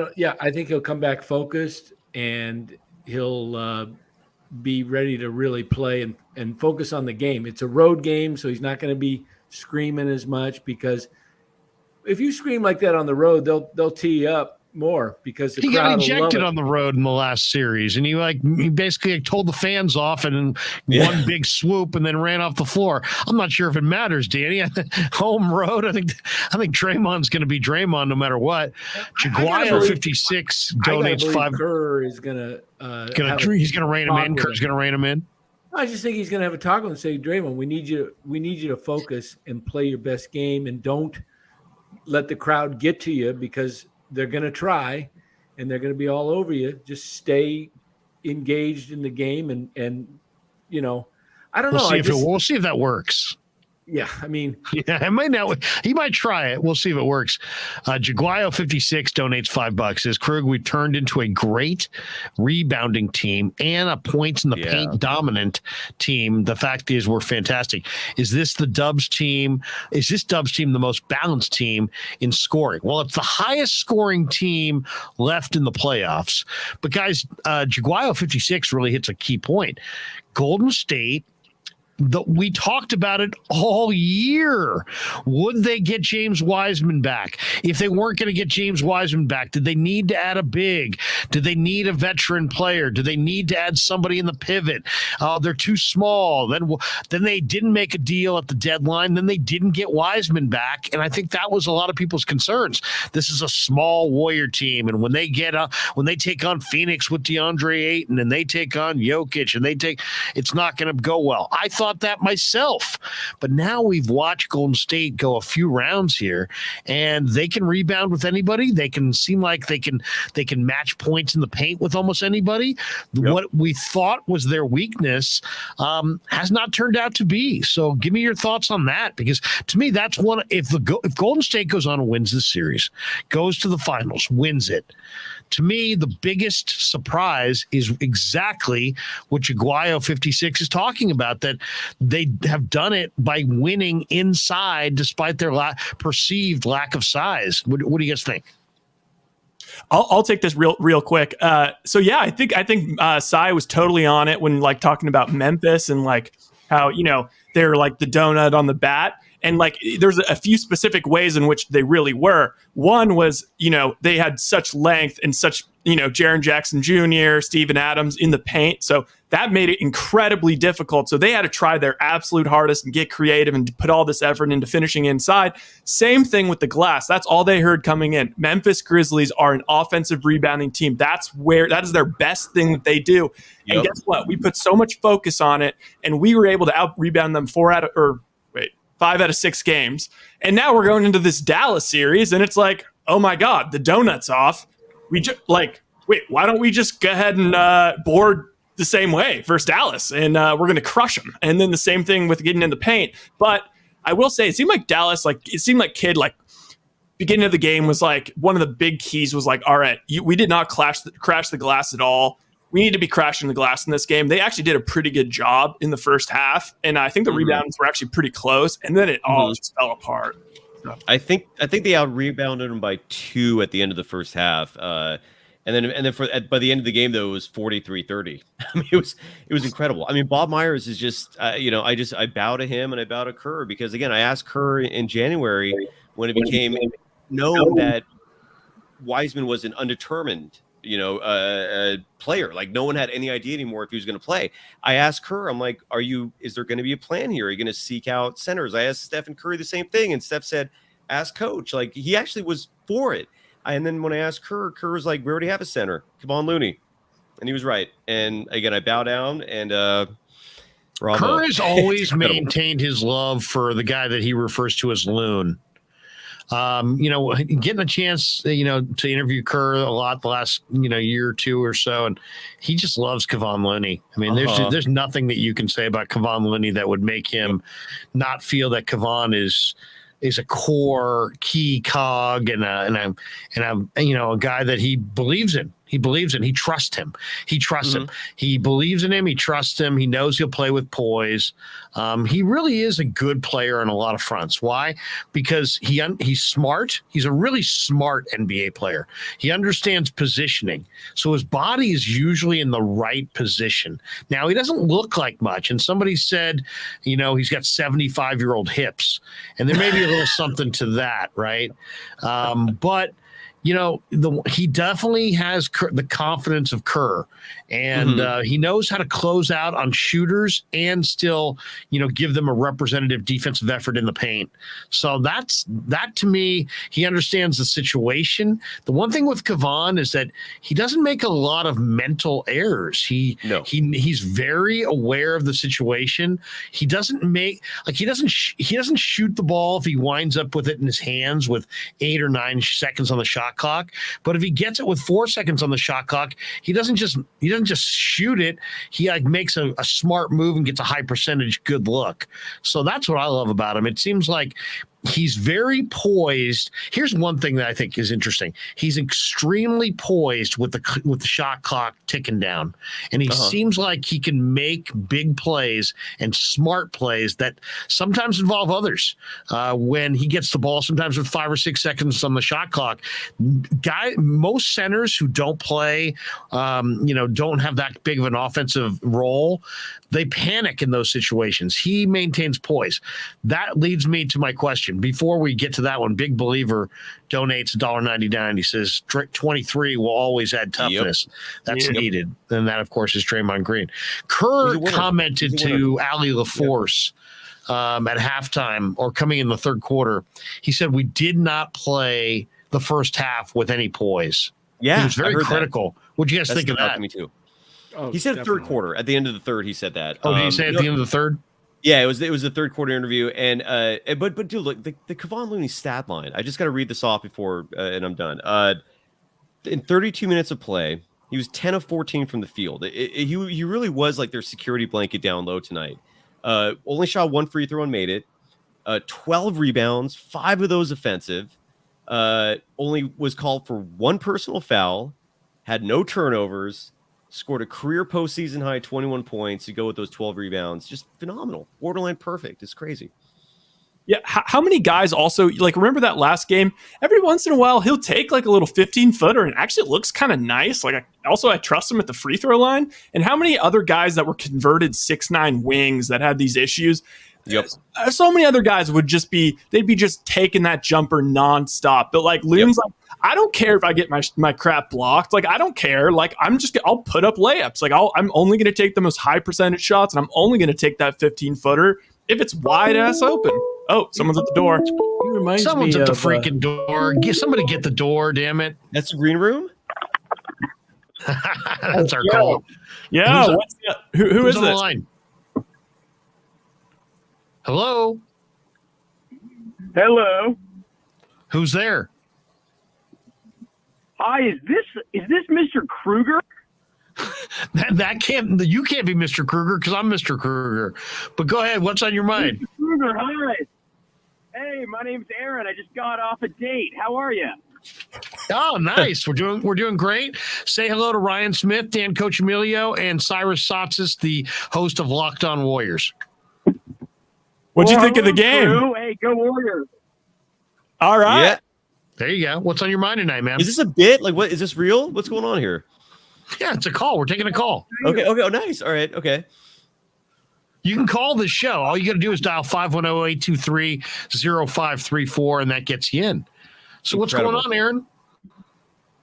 Well, let's see. How'd your date go? You know what? It was pretty good. We went.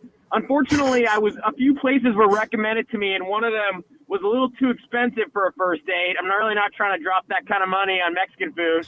The bill came out to be $50, a little bit much. But she was nice. We kissed at the end. Ah, there you go. Now, was it you leaning in? Was it her leaning in? Was it mutual? How did you feel about the kiss? Was it a kiss on the cheek? Was it a kiss on the forehead, like a patronly type kiss? Was it you're getting this kiss, but that's all you'll ever get? Well, I mean, give us a little rundown of how things really finished. I love these questions, Larry. Well, here's what it was. She's actually Russian. She's from Russia. She told me that she said, I don't like any of that woke shit. Kiss me. What? So I said, all right. So I kissed her. I won't go into any more of the details because this is a PG-13 podcast. It sounds like a beautiful love affair. Yeah, Putin operative possibly. Yeah. Well, give us a we stayed away from PG-13. politics. You know, actually, I asked her favorite decade of Russian history, and she said right after the imperial whatever ended and when they went into communism, which was like quite an old answer. Did you guys talk? Did you talk Stalin at all? Did you talk any good conversations? Any good anecdotes about Stalin? We had a little Stalin, but then we pivoted. Okay. Actually, Did you pull a Reagan on her? Stalin. Gorbachev, Well, I said tear down this wall. Yeah. At any point did you say tear down that wall? no, not at any. No. Okay. Good. That's probably why you got kissed. Nothing like Ronald Reagan. I'll tell you something. I said to her, I said, "Do you like that transitional period? Was that before Stalin made it? It got weird." And she goes, "Yes, yes." And I said, "Well, there was a period in Germany, right in the 20s, right before when it got weird with Hitler." All right. I think these words may not be. I'm sorry. We got to go. We do appreciate it. Evil dictators for 300. Thank you. Hey, you And know, his I was final saying, word was Hitler. we were talking about loons. You know who he reminds me a little bit of? Wait a second. Let's get this show back on the road. We just had a caller that kind of derailed us. Now let's put Dan. Let's put Dan in the big box, and let's get back to normalcy. There we go. Dan Coach Emilio, ladies and gentlemen, he can invest your money. Go ahead, Danny. Yeah. Now Ryan's probably never heard of this guy, but I know that you guys have. Clifford Ray. Looney reminds me a little bit of Clifford Ray in the paint. I interviewed him 6 months ago. Wait a second. You don't think Cy knows Clifford Ray? He hangs. No, I with Rick said Barry. Ryan. I said Ryan. Oh, okay, Ryan. Yeah, well, Ryan. Okay. Ryan probably hasn't heard of Joe Barry Carroll. Oh, I had no idea who that Stalin guy was either. It's like that Friends episode. What kind of education did you get? Supposedly, this Joseph Stalin guy was a really, really bad guy. Did you see that episode? Yeah. It's good show. Cliff Ray, man, Great show. 74, 75 Warriors. He was like set great screens, was a rebounder, not much of a scorer, 8-9 points a game, just like Looney. Yeah. But it was solid defender too, right? Yeah. Like But you defensive remember they rebound- traded Nate Thurman for him. They did, and Rick, they do. They go to Alaska every year for a fishing Yeah, trip. they're great he had a health friends, scare Rick recently. and Cliff Ray. Yeah, I'll tell and you, he had a health scare recently. I used to love Big Nate's Barbecue on 13th and Folsom. Rest in peace. Yeah, rest in peace, man. That's Man, Big Nate was the best, man. Big Nate was our buddy, man. He used to call the show all the time, and then Nate lost his eyesight late in life, and so he was really listening to a lot of radio, and he would call Gary and I. We'd talk to him, and I just loved him. He was a gentle giant and a tremendous, classy individual. And just a fierce warrior, a fierce competitor on the floor. One of the most underrated big men in the history of the NBA. Danny, you saw much more of his career than I did, but what an unbelievable person! What an unbelievable person he was. Toughest guy he ever had to play against was Nate Thurman. Abdul-Jabbar said that. I believe it. And he had this incredible stature, but he was just such a sweet guy, sweet guy. And he loved Warrior basketball, and he lived for Warrior basketball. He used to watch it. And then when he lost his eyesight, he used to listen to it. And he was just one of the all-time greats, man. We lost him, unfortunately. He was a great guy. But so is Clifford Ray, who's still with us. I mean, he had a health scare recently. Clifford Ray was a coach on the 2008 Celtics championship team. And then he was a great coach for a number of years. Orlando, I think, right? Correct. Was he in Orlando for a while? Yeah, Rick always talks about how he got screwed out of like half his paycheck, and Doc Rivers never stood up for him. It's in the show. It's funny, man. He brings that up a lot, and I don't see any reason he would lie about it. So Doc Rivers, Celtics, somebody owes Clifford Ray a lot of money. People were critical of Kerr in the chat earlier as well for playing Damian Lee. I don't know. I mean, He only played Damian like 5 Lee minutes. when he knocks down shot. I mean, he played 5 minutes. He took 2 shots. He had a minimal contribution on the game. I can see there's certain spots where I would like to have Damian Lee. I mean, Damian Lee is another guy who can hit a perimeter shot, and I think in some ways he's a lot more trustworthy than going with a Kuminga or going with a Moses Moody. Not that it's going to be a better option, but there's times for a veteran and there's times for a younger player, especially if they get into a final series against Boston in Boston. And that place is going to be howling, man. The intensity of the Celtic fan is just, they're so verbal, they're so borderline abusive. I think that's a cauldron of hate and pressure. And I wouldn't be surprised if he goes to him again in the finals if it were Warriors Celtics, because Damian Lee is going to be relatively unaffected by that atmosphere. And you just don't know about Kuminga. You just don't know about Moody. I mean, that's my kind of read on it. What's your guys' read on Krueg going to Damian Lee? It seems like he'll go to Lee at different times, and I'm often anticipating him doing it. I had no problem with it a short stint. Had he made the 3 he took, he probably would have stayed in a little longer. But the fact that he missed it, and then, then he had that play down there where him and Bertans, and, he took a pretty hard fall, and then he was upset, and it was kind of like, that was enough, really, we saw of him. But I think if GP2, if the Warriors advance, which we believe they will, to the finals, and GP2 is back, I don't think you'll see much of Damian Lee. What do you guys think? That sequence where he was like, it was like miss three. Then he fouled Brunson for the and one, or it wasn't a traditional and one. Jordan Poole, he goaltended it, I think, right? Yeah. So he fouled Brunson, then Poole goaltended it, and then it was like that. Then one time down the court, and then the Bertans thing. So it was just like, oh my God, it was awful. Damian Lee was awful. Not as nice. In those 4 minutes 52 seconds, he went 0 for 2. His 2 shots were 3-pointers, and he bricked them. He had I think he had 1 turnover, committed 2 fouls. It was just awful. And I'm glad Kerr realized it's not his night. You're right, Larry. It's a trust thing. It's just he trusts him more than the rookies. But don't forget, too, GP2 could be back in a week. Realistically, it's going to be probably 2. They did give the timetable 3 to 5 weeks, and it's been 2 weeks today. So isn't that amazing to you? I mean, amazing. let's talk about that for a second. Jackson Jay says hopefully GP2 will be back by the finals.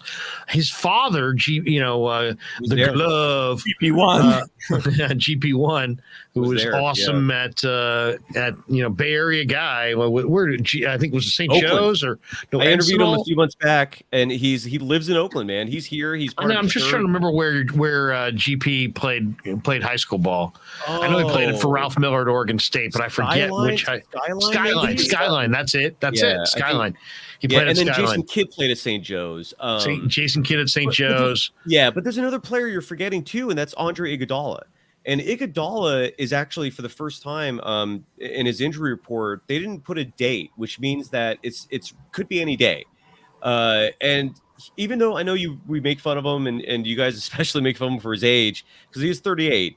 But he plays smart. He still has the athleticism. He has size. Like, I don't think they need him for the Mavericks series. I think they're fine right now. But for the Celtics, I want Iguodala as Max. What's his name? What was the report on him yesterday? He had a recheck yesterday. I didn't hear anything about it. So now it's just a matter of him practicing, and he's cleared. He's cleared. Like at this point, it's basically up to him. So once he feels good, he's back. And he was coaching Draymond tonight too. I don't know if you noticed that. He was really he's one of the few guys Draymond respects tremendously. I really think of that Celtics series having both those guys particularly, but even if it's just Iguodala, man, I mean, he's a big dude. He's bigger than people realize. He still has the athleticism. You saw that monster dunk in his brief appearance in the Nuggets series, I believe. And I hope he comes back, because I think he would be taking those Damian Lee minutes, and I'd much rather have Andre Iguodala than Damian Lee. Sai, I know you gotta bail. Let me throw one last one your way. Does it surprise you though that GP2 would fracture an elbow? Seems like a very serious injury, and he's going to be back. I thought it was like a no-brainer that his season was for sure over as soon as they said it was a fracture. He's going to return from a fractured elbow. Fracture. It's a hairline fracture. I think it was very small fracture. But I agree with you, like, because it wasn't just a hairline fracture. There was also like ligament damage. I mean, I thought he missed. I thought it was a severe enough injury where he was done, but he already has the cast off. Like, it's crazy. He's not even wearing a cast. He was at practice a few days ago. Kylan Mills posted the video on her Twitter account, and the video also. I think there's 2 videos. One of the videos has Stephen Curry just stopping his practice. He was like. He had one half of a court to himself, and he just stopped and was just staring at Gary Payton II, observing him putting up shots with his other hand. And the elbow he broke was just in the sleeve. And when he was interviewed, that part made me rethink the whole thing, because when they interviewed him about it, he said that he didn't even realize he broke it. He thought he just hyperextended it. I mean, I don't know if you remember, he went back out there and put those free throws up. So Clarence Peaks has a great quote here. He says, "A small fracture is a fracture on someone else." yeah, exactly. It's not a big deal, right? It's a fracture, but it's a small fracture. All right, so hey, so Sunday night, we're going to talk to you Sunday night in the post. We got to keep this going, man, all the way to the end. Seriously, man, good vibes. And happy at this point. Yeah, I'm not doing my hair. I mean, I'm not doing anything. I mean, when you're in a championship run, you don't mess with the juju, dude. So I'm gonna come here. What are you doing? Are you growing a beard? Are you refusing to shave? Whatever, man. The beard I get to when I can, but the hair, I need a haircut, obviously. But I can't cut this thing until you're not going to get the haircut. You're going to deny yourself a haircut until the. I'm driving my wife crazy in 2 regards right now. One is doing all these shows. Like, it's not just this show. It's Locked On. She's going, "What the hell are you doing? I don't see you ever," because the Warriors play pretty much every other night. But I'm like, look, at this point I have to. And then she's also like, "Your hair is out of control." But you got to do what you got to do, man. Do you look at her and say, "Hey, look, I need this Warrior title more than I need this relationship"? No, you don't go that far. Okay, just making sure. I mean, just wanted to see. Just want to see if you're big baller, shot caller. I think there's a guaranteed Steph Finals MVP. Yeah, exactly. Yeah. We're talking. Right. Hey, Cy, you're the man. We appreciate you stopping by. Record number of people in the chat tonight. No, Larry, real quick. You talked about Friends, which is a fantastic show, but the wife and I have been binging Seinfeld because it's been on Netflix. Yeah, do you have a favorite one? I've seen every episode already like a million times, but it just never gets old. Right. And this whole thing reminded me of that one episode with the soup Nazi, where Jerry picked no soup for you, his girlfriend. Yes. And he was like, I figured it would be easier to get the girlfriend back than get the soup. And exactly. I don't know, I just thought of that, but no, I would not play that. Assuming the Warriors go to the finals begin June 2nd, 2 weeks from last night. So GP2 should be available if that's 2 weeks from now. I hope so. Even if it's him and Iguodala, I think the Warriors have an excellent shot to beat the Celtics. The Celtics, I mean, look, they're good. Don't get me wrong. They're good, but they're not as like I'm hearing. Like I'm starting to feel like a lot of hype about them, and it's like, look, they are a good team. I'm not doubting that, but Jason Tatum, who's the one Celtic you fear? It would be Tatum, of course. But, see, I fear Smart.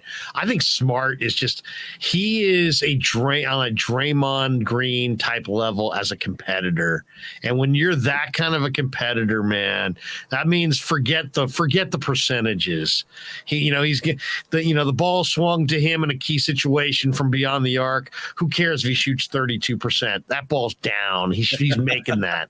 And it's like there's something about Marcus Smart that's just I want that guy on the Warriors. I do.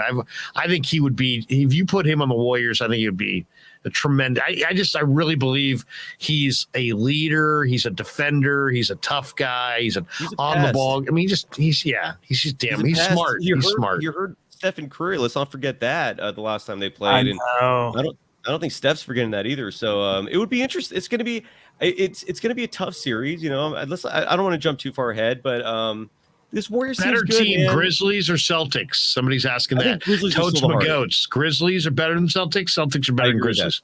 I agree with that. I agree that Grizzlies. Wow, I'd go Celtics. Simply because I go Celtics for the experience. Yeah. But the Grizzlies had the length and the size. They had. I mean, Steven Adams, we all know about. Jaren Jackson, we all know about, and both those guys are bigger than anyone on the Celtics. But then you also had Brandon Clark. Then you also had Xavier Tillman. I mean, the Grizzlies were like next level big and athletic, and the Celtics, like the Time Lord is who everyone refers to, and also is it Grant Williams, right? Is the other guy, the other Tennessee. But they're both 6'8". I mean, they're the same size as Iguodala, pretty much. That's how valuable Iguodala is. Iguodala is a big 2 in a series like that. So they're not as big as people make them out to be. They're thick. They got beef. I mean, they're hard guys to push around, and they can muscle their way in. But the Warriors have that too. So I would be confident that the Warriors can beat them. But it's going to be tough. I'm certainly not going to exude the same confidence as I have been with the Mavericks. It's a different beast. We'll let you go, brother, but it wouldn't be a post-game show unless Clarence Beeks weighed in with relax. All right. I'm about to go do that. Good night, guys. Love you, man. Relax. All right. Sausage, everybody. He's in the green room right now, but just for moments, and then we'll kick him out. All right. Like that, he's gone.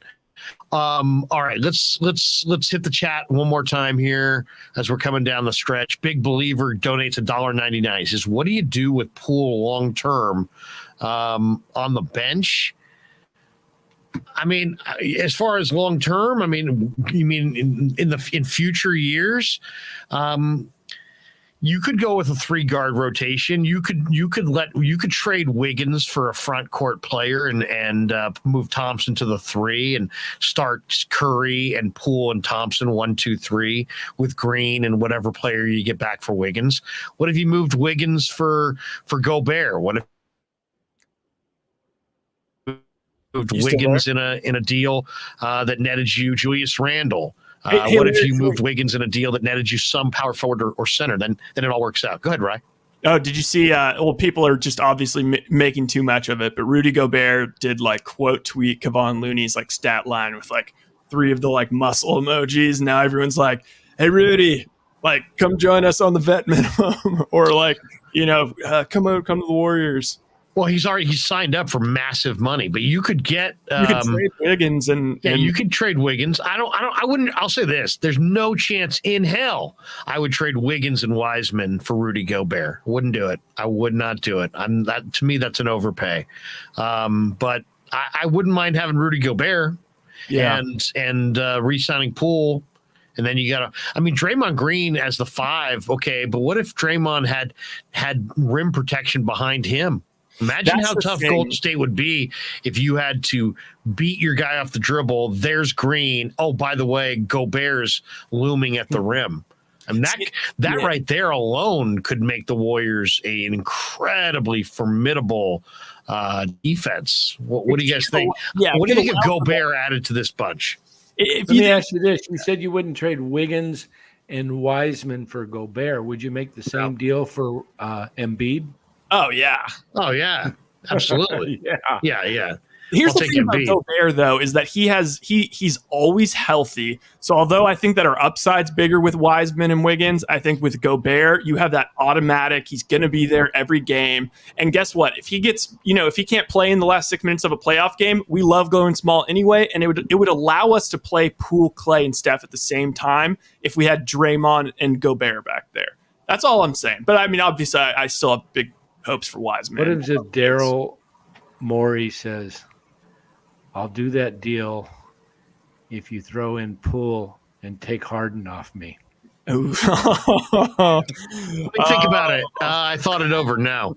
Jaguayo56 donates $5. He says, Krug, Looney made me a believer when we played against the Houston Rockets. He moved so well against Harden. He really bothered him. Great patience. Yeah, I mean, the one thing about Kevon Looney, he looks like when he runs, he looks like he's in pain. He looks sore. But beyond that, and that always makes you think that the durability is not great or that his longevity might not be terrific in the league.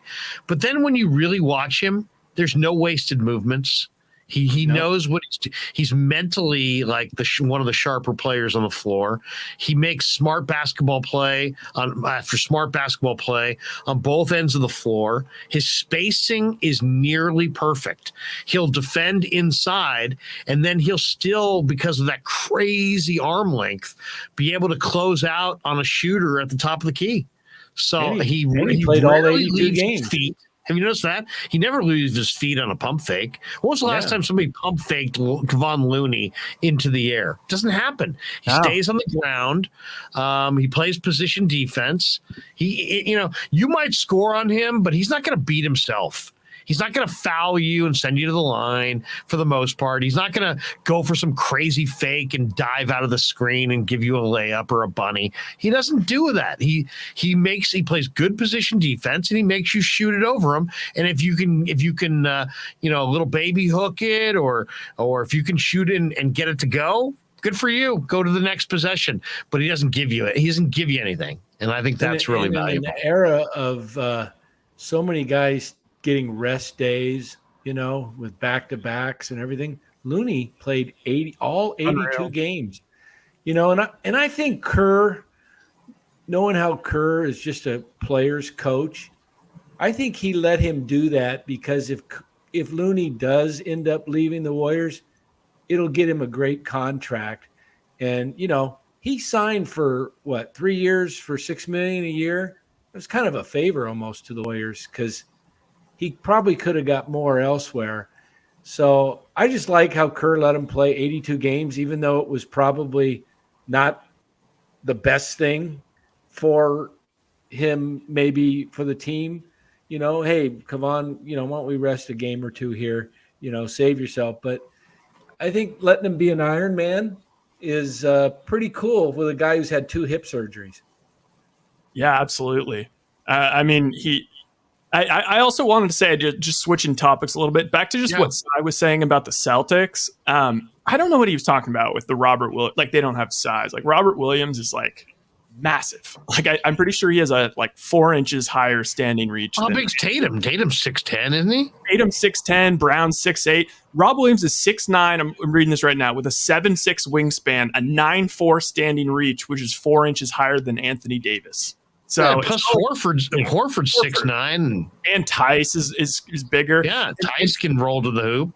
And this is my thing about them that's different than the Grizzlies, is that the Grizzlies were a great defense and were really athletic, but they always had either Ja Morant or who's the other point guard that played really well versus that, Tyus Jones on the floor. Tyus Jones, yeah. So it's like they always had a slight defensive liability. The Celtics can switch. They have.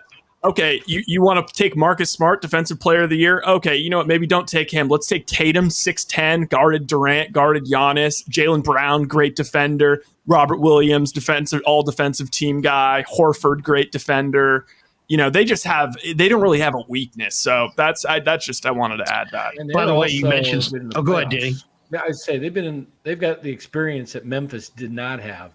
They've got how many years in a row? 5 years or so, roughly. Yeah, playoffs. Yeah, so they're getting more and more experience. They've been to the conference finals. This is a team that is built to win, and I think they pose the toughest challenge to the Warriors. I said that even before the playoffs started. I thought that's the team that looks like the toughest team, and then Milwaukee is 2. And, hey, couple last things before we call it a night. Some interesting Ryan Celtics Smith, Totes McGoats. Totes McGoats is pretty good here. I like it. Totes McGoats said Jokic got Looney once or twice. Jokic could do that. So there's no question. A couple things I want to throw your way as we're coming down the home stretch. By the way, phenomenal show tonight.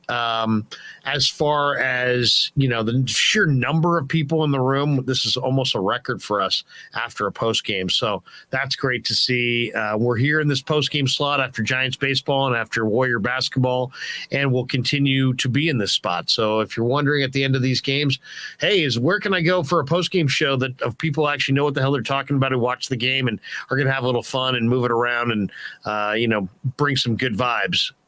Come to the Krueg Show. We'll be here for you. But the 2021-2022 Kia NBA All Defensive first and second teams were announced today. First team, Giannis, Mikal Bridges, Rudy Gobert, Jaren Jackson Jr. from Memphis, and Marcus Smart. The second team, Bam Adebayo, Draymond, Drew Holiday, Matisse Thybulle, and Robert Williams III. Draymond's got to be rankled that he's on the second team all defense. The all defensive player of the year went to Marcus Smart, right? Didn't he win the player? Wow. So they had two guys on the first two teams, Williams and Smart.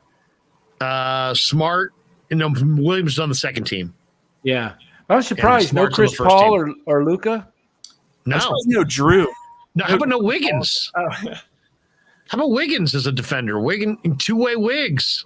What happened to that? But what do you think? Draymond Green, second team? Dylan Brooks. Dylan Brooks is a good defensive player, too. Would you put Jaren Jackson over Draymond Green as a defender? I think it's Jaren. Don't get me wrong. I think Jaren Jackson is terrific. I love him. I think he's really, really good. He's a 39% three-point shooter in the playoffs or whatever it was this year. He can hit that deep three. He can put it, he can put it on the deck, put a shoulder into you and back you down low. But better defender than Draymond Green when you factor in everything that Draymond does as a defender, as a help defender, as a post defender, as a perimeter defender, on the ball, off the ball. I mean, Draymond Green is a defensive absolute genius, and you're going to put him second team behind Jaren Jackson Jr.? Really? I thought that was dubious, man. I mean, I totally. Is that Warrior? Am I looking at that with Warrior-centric glasses, right? What do you think? Yeah, it's because I 100% agree with you. Sorry for interrupting, but it's just because he only played like 60% of the games. I've heard 46 games. That was it. 46 out of 82. Because he was the leader in Defensive Player of the Year until he got injured. Yeah, he was definitely probably. It was definitely looking like he was going to be player of the DPOY. Yeah. So we one other guy in that list, by the way, to me has been disappointing watching him the last couple of days, is Bam. Bam is Bam Adebayo tired at this point? Because the Bam Adebayo that I remember, really looking awesome in the bubble, he just doesn't seem like quite as dominant right now. I don't know if he's got lingering injuries or whatnot, but if there's one surprise in Boston, Miami, and I would say a couple games in, it's that Bam Adebayo is not a bigger factor in that series. Because to me, he's a great young player. Yeah, absolutely. And, he had a really, really nice second half of that first game, but the first half he was not good, and then he was not good in this whole entire second game at home. So, yeah, that's it's good. Fair's good for the Warriors, I guess, if the Heat end up pulling it out. But yeah, it's weird. A couple final thoughts before we bolt for the door, guys. You got any final thoughts that we haven't gotten into today? Oh, I know one thing I was going to ask you guys, because Ryan and I debated this. We actually had a little live stream earlier today, kind of a fun live stream. Bay Area Sports Live. We kind of messed around with like 4 or 5 topics and kind of a quick hitter. Ryan and I Ryan throws the questions my way and I kind of just talk about them for a couple minutes. And one of the things that we got into was this week, there was a rumor about Juan Soto being traded.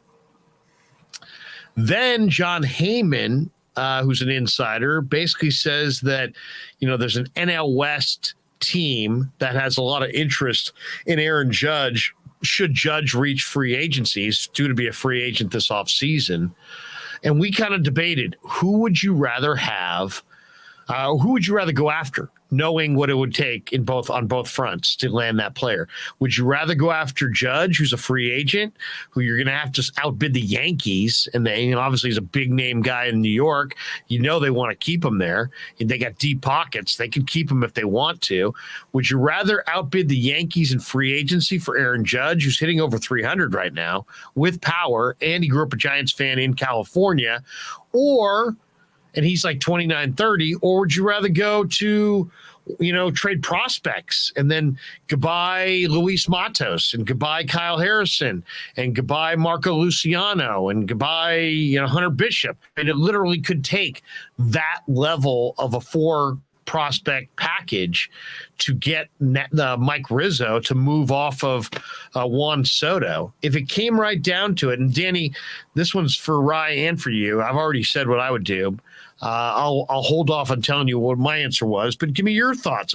Would you rather make a big free agent play for Judge, or would you? And Judge is a monster; he would sell tickets. Or do you want to trade a bunch of prospects for Soto, who's quite a bit younger, but you're gonna, instead of being there in the winner's circle in the World Series, maybe with those other prospects, they're all now nationals. And you're getting Juan Soto. That's an awful lot of prospect capital to move for one player, especially an outfielder. What do you think? Where do you sit on that? All right. Soto or Judge? Who you all in on pursuing? Well, the way you put it there, originally, when it was just who would you rather have, Soto or Judge? No doubt, Soto. He's 23, and you could give him a 10-year, $500 million contract, and it expires when he's 33, 34.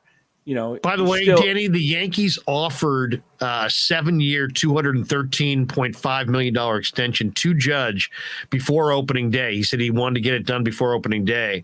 So that deal's worth over $230 million total when you add in his $17 million price tag this year from arbitration. So that's the neighborhood you're going to have to be in to outbid them. Well, if you put it in that particular way, I think, it's going to take 35 plus million a year to get him for 7 years, which would take him to 37, 38.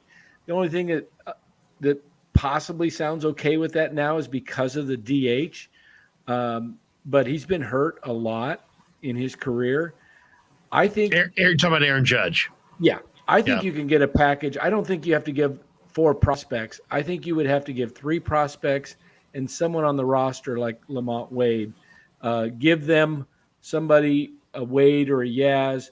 I'd rather see him give Wade. I'd love to keep Yaz because I'm starting to see the 2020 Yaz again. I mean, let's be honest. That you're not holding on to either one of those guys. If push comes to shove, you're not trading for Juan Soto because of Yaz or Lamont Wade. No, I'm saying you're going to include. I know, but I'm just saying you're making it seem like that could be a deal breaker. That's not. No. I was saying I'd rather have Yaz than Wade. But if they wanted, you'd rather have Wade, right, than Yaz. I'd rather have Yaz right now. Okay. Just because, okay. I didn't want to put words in your mouth. But because Wade can't hit left-handers very good at all. So, and Yaz can. But I think the trade that could be made possibly would be Ramos, Luciano, and Kyle Harrison along with Wade. And I think that would be enough. I don't think you have to give up 2 of your outfielders. I think Rizzo's going to want Luciano in any deal, and he's probably going to want Harrison in a deal. And Ramos, they got so many. Would you do it though? Would you trade Harrison? Would you trade Kyle Harrison from De La Salle, lefty, looks like Bumgarner with even better stuff, and Marco Luciano, who's just ridiculous, an Adonis with, Dwight Howard type shoulders, and he may outgrow shortstop. He might be a third baseman. He might be a left fielder, but man, he looks pretty talented for sure. Though neither guy is coming to the major leagues anytime soon. So would you would make that trade though and send those guys packing for Soto? For Soto, yeah, you're talking one of the top 5 ball players in baseball, and he's 23. Okay, he's not. Plus, everything goes up. I think the attendance goes up, the ratings go up on TV, on the radio. I think the juice surrounding the Giants is up. There's just people would be flocking to the park if you added Juan Soto. No, am I reading that wrong? I love Luciano's potential and Harrison and. Who else? I think Ramos is a risk. He's a hit or miss guy. He's got the tools, but there's a lot of guys with tools that never put it together. Harrison looks like a can't miss prospect to me, of all of them, because he's pitched at every level and he's getting better. Luciano should be a star, but there's no guarantee. Soto is a superstar already. He's a superstar at 23. He's won a World Series already, and that was without Bryce Harper. So he's quite a bit better than Harper as a hitter, I think. Yeah, he's a 300 hitter, and he's a 25 to 30 home run guy, and he's not even close to his prime. Not even close. I mean, you're talking a guy that's played 4 years, and look what he's already accomplished. You put him at there at I wanted to say Pac Bell and it's not Oracle Park. What is it now? Oracle Park. Yeah, that's right. I'm getting Oracles mixed up with the Warriors. No longer Oracle. Yeah, so Warriors used to play at Oracle Arena. Yeah, now the Giants play at Oracle Park, and the Warriors are at Chase Center. So, I mean, can you imagine? Levi's. Niners are at Levi's. All right, now we're covered. You're talking bringing back a guy that has potential to hit crazy amount of home runs into the water, and the fans, like you said, that porch, and Soto can hit all over the place. He's just the other thing that gets you kind of excited is that, it sounds like Craw's recruiting him a little bit, and Craw's wife is into it. And so maybe Juan Soto has a good relationship with some of the Giant players. There's always that too. Somebody said they're both going to wind up on the Dodgers. Don't say that. Don't say that. Do not say that. But Rye put that comment on the board. They don't have they can't do Mookie Betts and Soto. I didn't think they could do Trey. I didn't think they could have two great shortstops either, and they just upgrade with Trey Turner. They're not going to get Scherzer or Turner at the trade deadline. They did. But I don't think they can. I don't think they can do that payroll. I mean, they could, but would they? I don't know. A Brody 7 said he donates $10. Thank you, A Brody 7. He says Soto and Judge. I guess I'm not crazy after all, but we need a righty like Kiki H. Who's Kiki Hernandez. H? Kiki Hernandez. Oh, Kiki Hernandez. We're talking about the former Dodgers with Boston. That guy, Kiki Hernandez. Yeah. And Joey Bart is trash. Oh man, come on, let's not call him trash. So we could trade for Wilson Contreras. By the way, can Ryan pull up the New York Post article about the trade market? So that's what you're doing. You're responding to this article, to this comment from A Brody 7, huh, Ryan? You're calling up this article. I mean, let's peruse those names for a second. Go to the top of that list. Let's go down 1 through 7. It's an interesting list. So at the top of the list is Frankie Montas. Love to have Frankie Montas with the Giants. Yeah. Xander Bogaerts, Red Sox. He's pretty clear that he doesn't want to re-sign there. Luis Castillo, once upon a time, the Giants, he was a Giant, Luis Castillo, and he's now in Cincinnati. Cincinnati's having a horrible year. Oh, wait, did you see what they said? The Giants have what is it? Giants have traded with Cincinnati. Wait, no, say that again. The Giants. I can't read that now that you made it right. The Giants have treated Cincinnati like a farm system in recent years. Ex-Reds Anthony DeSclafani, Alex Wood, Kevin Gausman, and Johnny Cueto comprised 4/5 of the rotation on their 107-win team. All right. Nate Eovaldi's interesting. I could see Farhan having some interest in Eovaldi. Let's go down that list. Who else is on the list? Tyler Mahle from Cincinnati, another arm. Nelson Cruz is having a terrible year with the Nats. Like I saw his stats. His stats are absolutely, falling through the floorboards.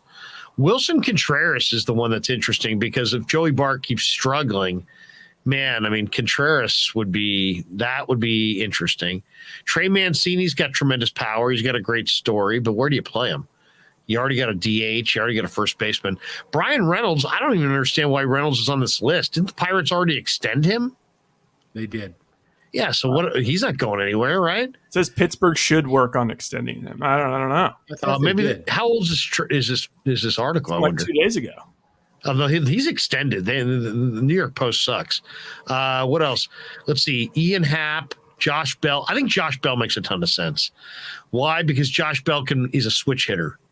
Chad Kuhl, I think would make sense as well for the Giants. Here's the guy that I kind of like, Benny Biceps, Andrew Benintendi. He's having a good year in Kansas City. He's a good player. for sure. Melanson, oh my God, run from Melanson. Melanson's been awful this year in Diamondbacks pen. Tommy Pham, Ian Kennedy. Who's got a name on the bottom there? Kike. Oh, that is Kiki Hernandez. Well, Kiki Hernandez.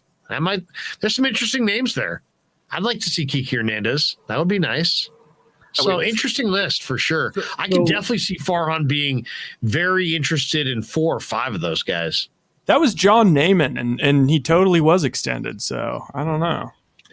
Yeah, I don't know what. Maybe John Heyman wasn't paying attention on that one or whatever. Maybe just he blew his mind that he was extended. I was surprised that the Pirates extended him. Maybe I'm wrong. Maybe he never signed the extension. Maybe there's that. So I like this quote.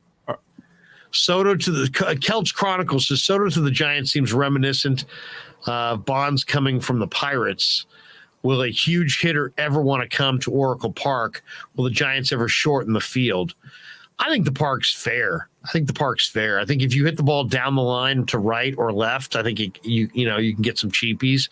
And obviously we know it's a big outfield and it's sea level, so that's always going to make it challenging.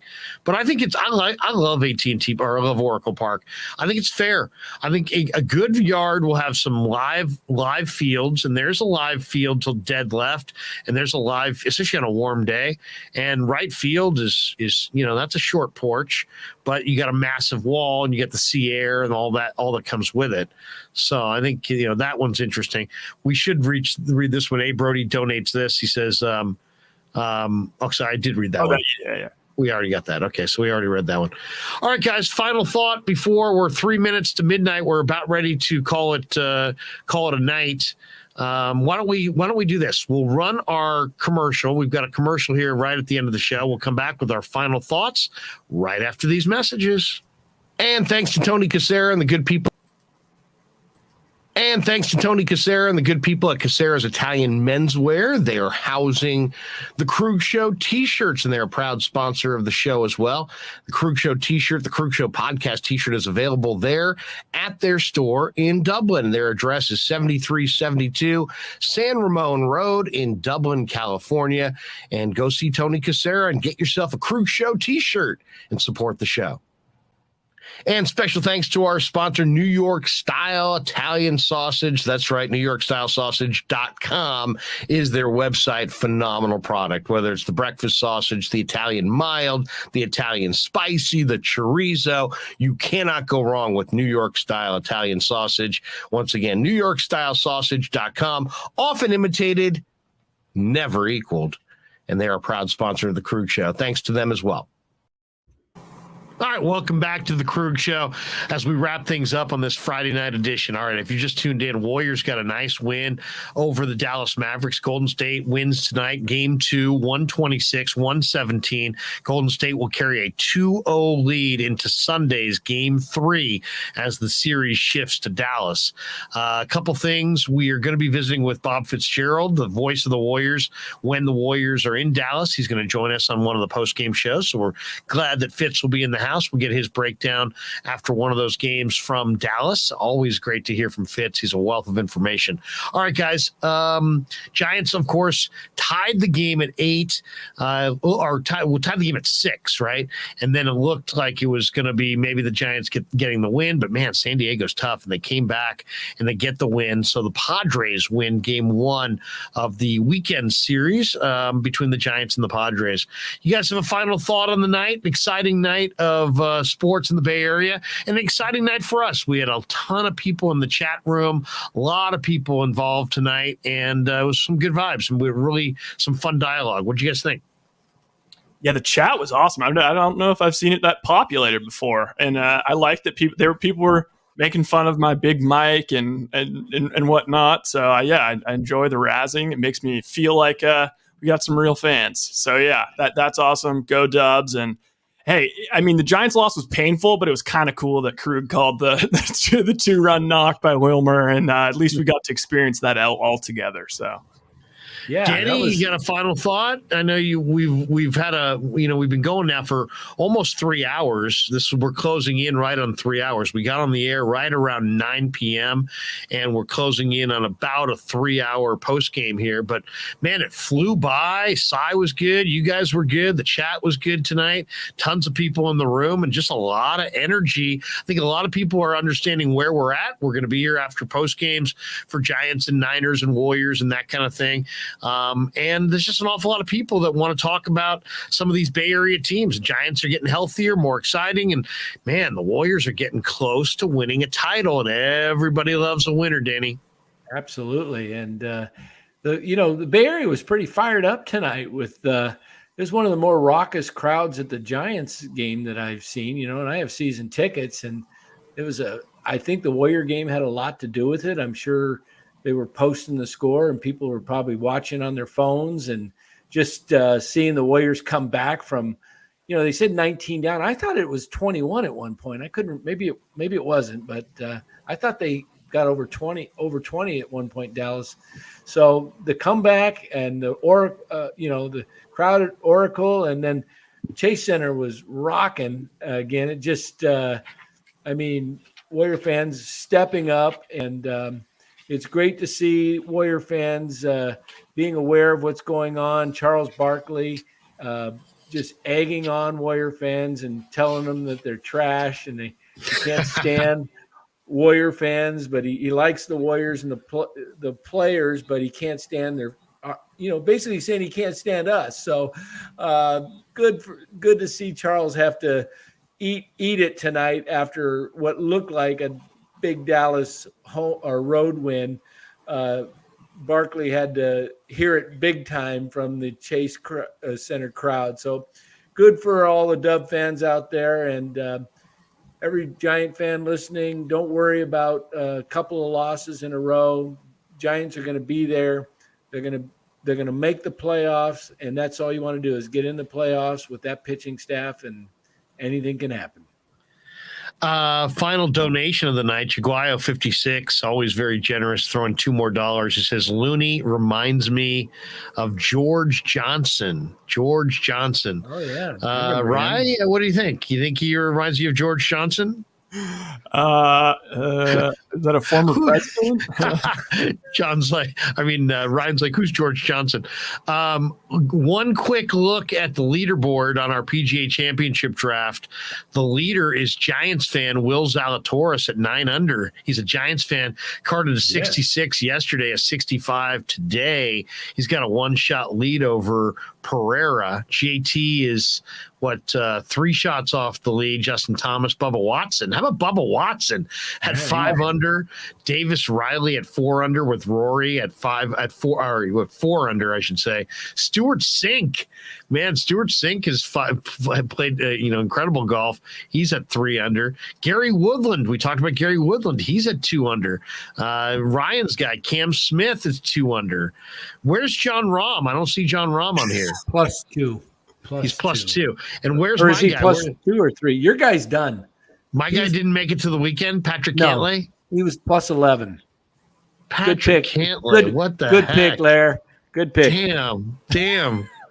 I always like to see who really sucked. Let me see who. You had a shot at Xander Schauffele, and you chose Cantlay, but hey, Tiger made the cut.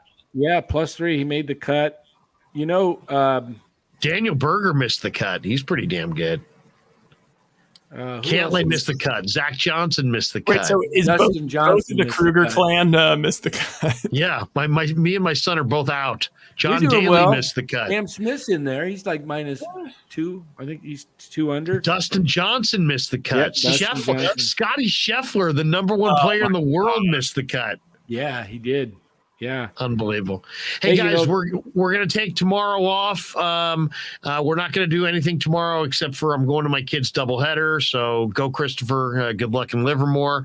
And I'll be out there burning my forehead. And then on Friday, or on Sunday, I should say, Giants play a day game at 1:05, I believe. And we will be on not after the day game, but after the Warriors game 1 or game 3, I should say, game 1 in Dallas against the Mavericks. And hopefully hopefully we'll be on afterwards. We'll do another post-game show. What time did we say the Warrior game starts on Sunday, Ryan?